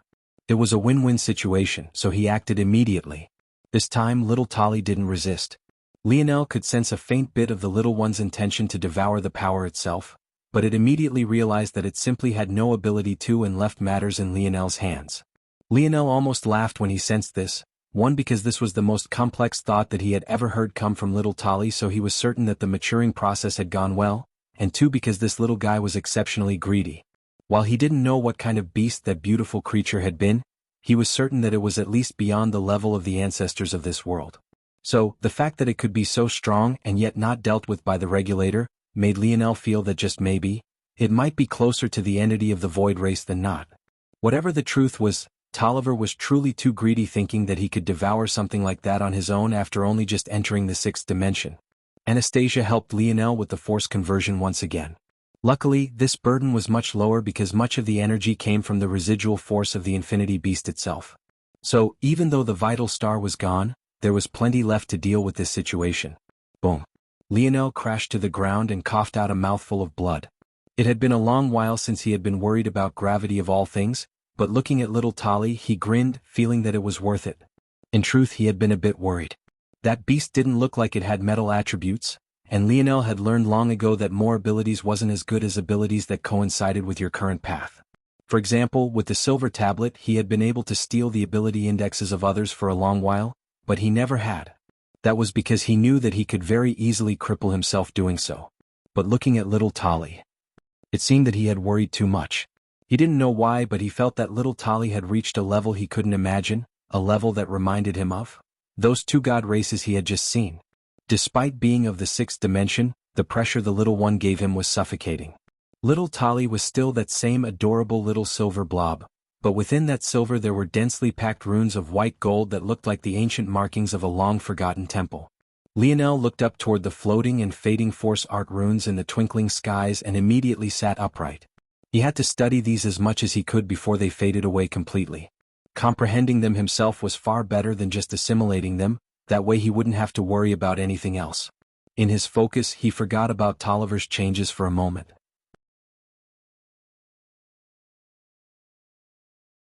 Of course, Lionel had no idea that he had just helped his metal spirit assimilate one of the strongest beasts in all of existence.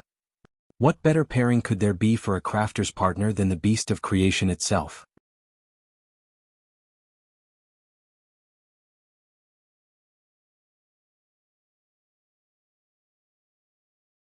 Chapter 2230? Published at 12th of October 2023 5:52 and 25 seconds AM. Chapter 2230. If audio player doesn't work, press stop then play button again. Chapter 2230. Harmony. Lionel's gaze flickered again and again as it danced across the floating runes. Part of his senses were focused on little Tali, just in case the little guy still felt that it was necessary to attack him, but outside of that he was entirely focused.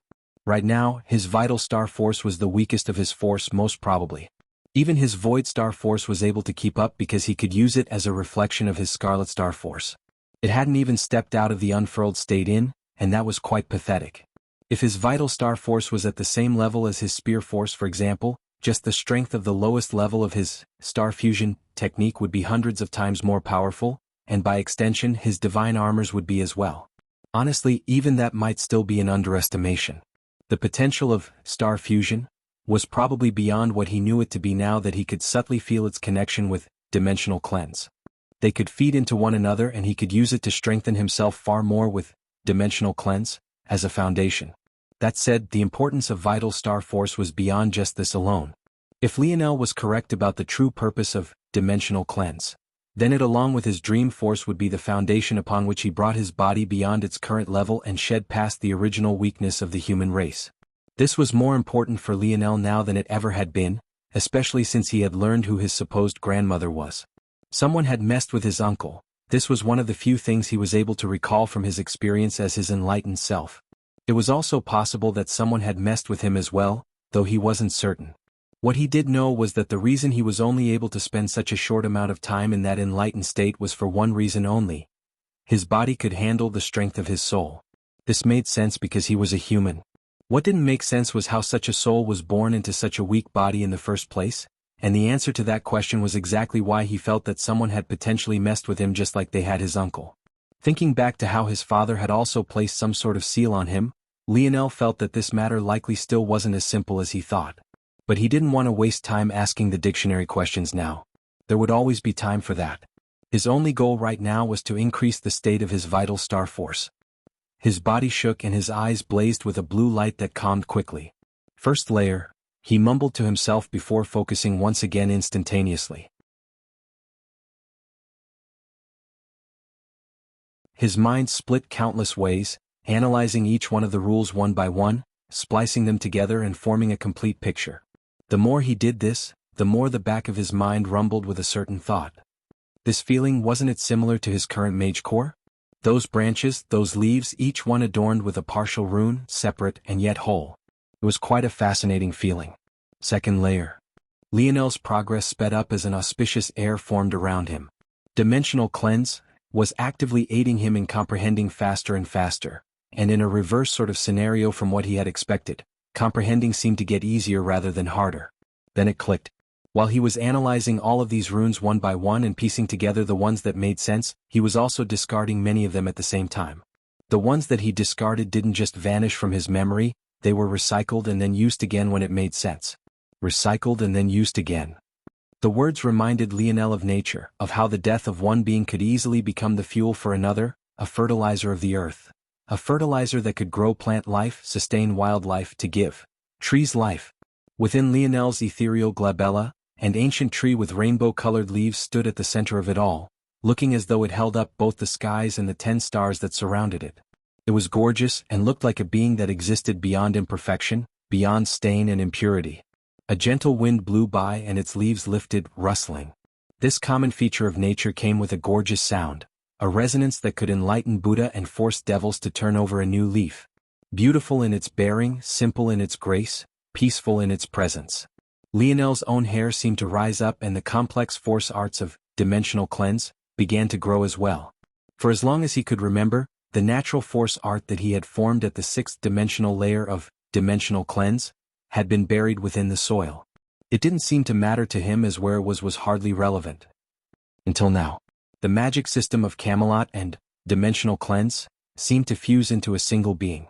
Lionel didn't know how to describe it, but as the skies of his ethereal glabella fell into darkness, and then slowly brightened, only to fall into brightness once more and continue to cycle, but it felt as though his ethereal glabella had reached a state of absolute harmony. As though a collection of images had become one beautiful painting, perfect and whole. His hair gently waved in this mysterious wind and the undersides of their filaments radiated with a familiar rainbow color.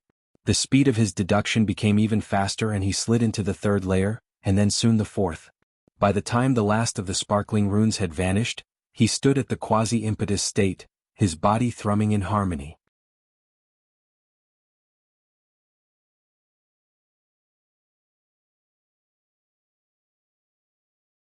Chapter 2231.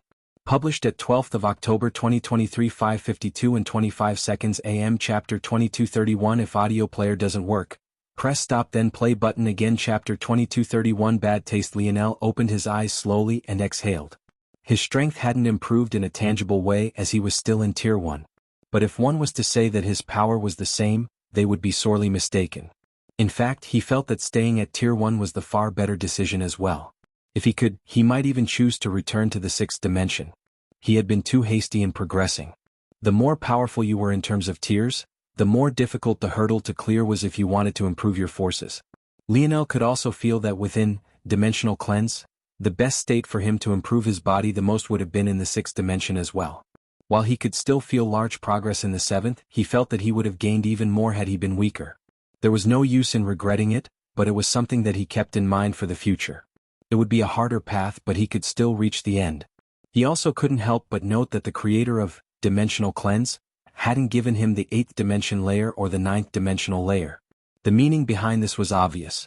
He wanted Lionel to deduce the rest just like he had the first several layers. It would benefit him far more to do this. Lionel stood to his feet.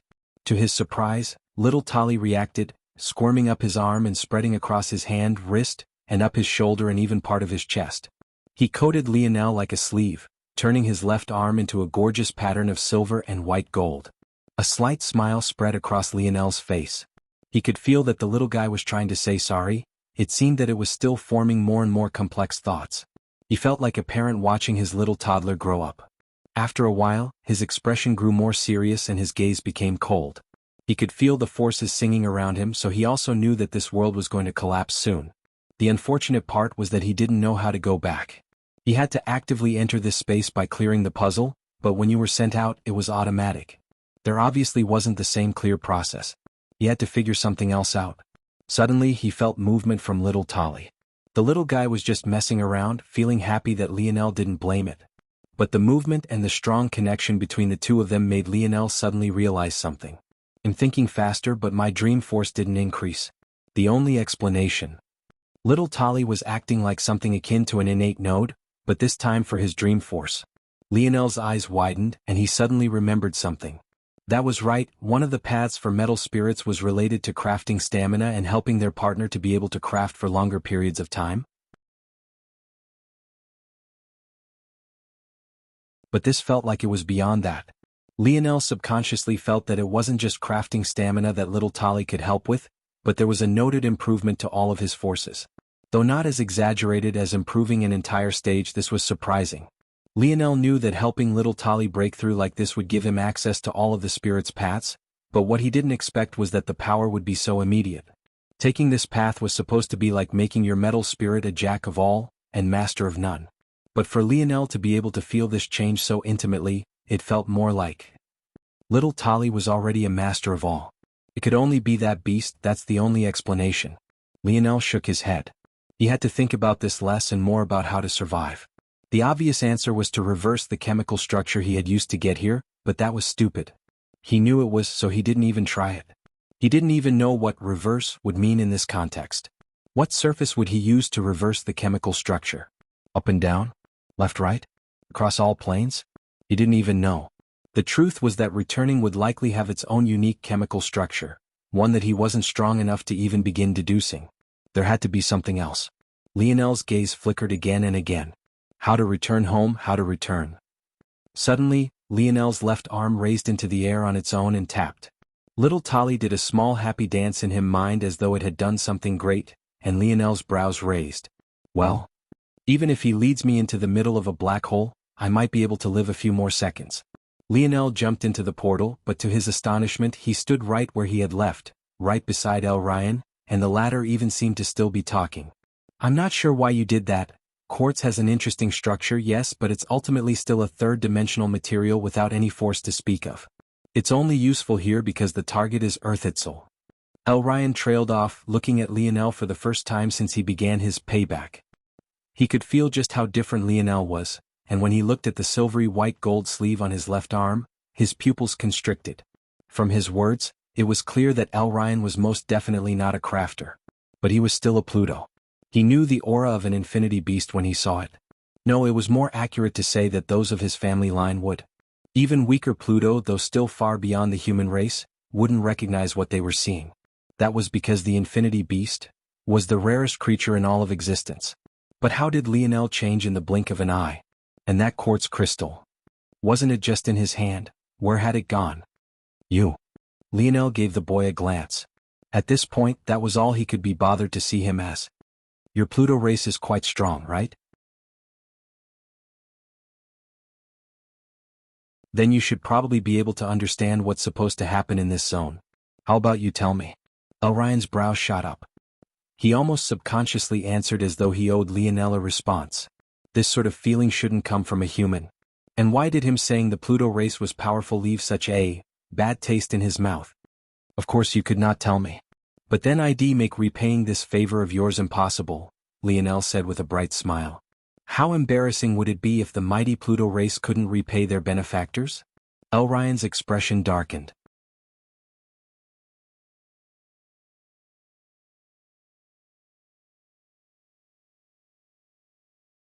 Chapter 2232. Published at 16th of October 2023 12 o'clock and 52 seconds p.m. Chapter 2232. He did. If audio player doesn't work, press stop then play button again. Novi. LB/1 and Chapter 2232. He did. Lionel's words hit a sore spot, but it was also probably the easiest deduction he had made today. One didn't need to be nearly as smart as him to understand what was going on here. The Pluto were in a strained situation, that much was obvious by the conversation between L. Ryan and Shan Rei, and even further by the actions of that void race entity. Lionel also now knew the value of these incomplete worlds. This world was valuable enough to be used as the top currency of these god races, and more importantly than that, as the currency of the most powerful among them. And yet, in order to repay this favor, the Pluto not only made the decision to use these incomplete worlds that could have been of great benefit to helping them out of their current situation, but they had also offended the void race and supposedly several other god races. As though all of that wasn't enough, L. Ryan, a junior of the Pluto race, albeit of high standing, was given the hourglass to command. No matter how you sliced it, repaying this favor was so important to the Pluto race that they were willing to make sacrifices to do so. Of course, Lionel was very curious as to why this was. He didn't believe that there was anyone with such a good heart, and the current Fox were far too weak to demand anything of the Pluto race.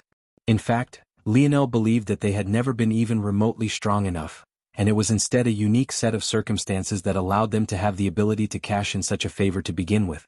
That meant there was a deeper reason, a more fascinating one that he probably wasn't even of high enough standing to be privy to. But whatever that reason was, it didn't matter to him for now. All that mattered was that this could be used as the leverage he needed to make this matter far easier on him. He had already failed this zone, that much was inevitable. However, his current understanding of zones was beyond what it had been in the past, far beyond. Just because he had failed, didn't mean that he couldn't still reap the rewards, and it also didn't mean that he couldn't force the zone to recognize itself as being cleared. Ever since he had entered the Dwarven race's zone, he had come to understand that zones were large constructions of dream force. That said, 8th-dimensional zones like this one were very different. It had to be remembered that from the 7th dimension onward, treasures would be taken out of zones, that meant they had a more physical form, a form that transcended beyond what could be expected of lower-level zones. While this would make them more difficult to manipulate, Lionel was still quite confident. He wasn't even worried about returning home, all he was worried about was maximizing his chances here, and in order to do that he would need information. He could gather this information himself, but it would likely take months, and time wasn't something that he felt like wasting if he had other options. As for dealing with this rather large baby here, he felt that it was as easy as turning over a palm, especially since he doubted it would cost L. Ryan anything to speak of these things. Thinking back to the hourglass, Lionel believed that it was exactly because it existed that L. Ryan and the other Pluto were so free here, and it was also because of this that he was confident that L. Ryan would be able to meet his demands. That said, none of this meant that the Pluto would be very happy about it, especially when he had just believed himself to have the upper hand. I don't dash, Lionel shook his head and sighed. Let's skip the back and forth, shall we? You'll say you don't believe me when in reality you already do.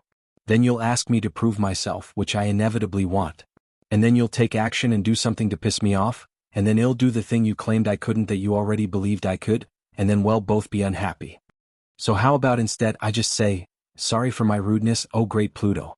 If you'll allow this humble human a chance to see his mother and future wife again, he'll be ever so grateful. L. Ryan's lip twitched. He had had more changes in facial expression today than he had in his last 14 years. His mother had always said he came out a deadpan baby, but now all of that seemed to be getting thrown out of the window. Lionel's praise was even more grating on the ears now than when he had called the Pluto powerful. He had never thought that hearing positive affirmation would be so disgusting. He could tell that Lionel didn't even mean a word, and worse than that, he didn't even try to hide that he didn't. He could understand if Lionel was ignorant to the matters of the god race, but it was impossible for him to be so after all of these events, and especially not with. He looked down at the coat of silver and white gold runes that had taken over Lionel's left arm, feeling the annoyance within him growing. After a moment he simply stopped and exhaled a breath. It was as though he chose to not be annoyed anymore and simply wasn't. Lionel smiled. He found that action to be somewhat familiar. He wondered when it would be L. Ryan's turn to boil over and lose it. What do you want to know? Don't you already know?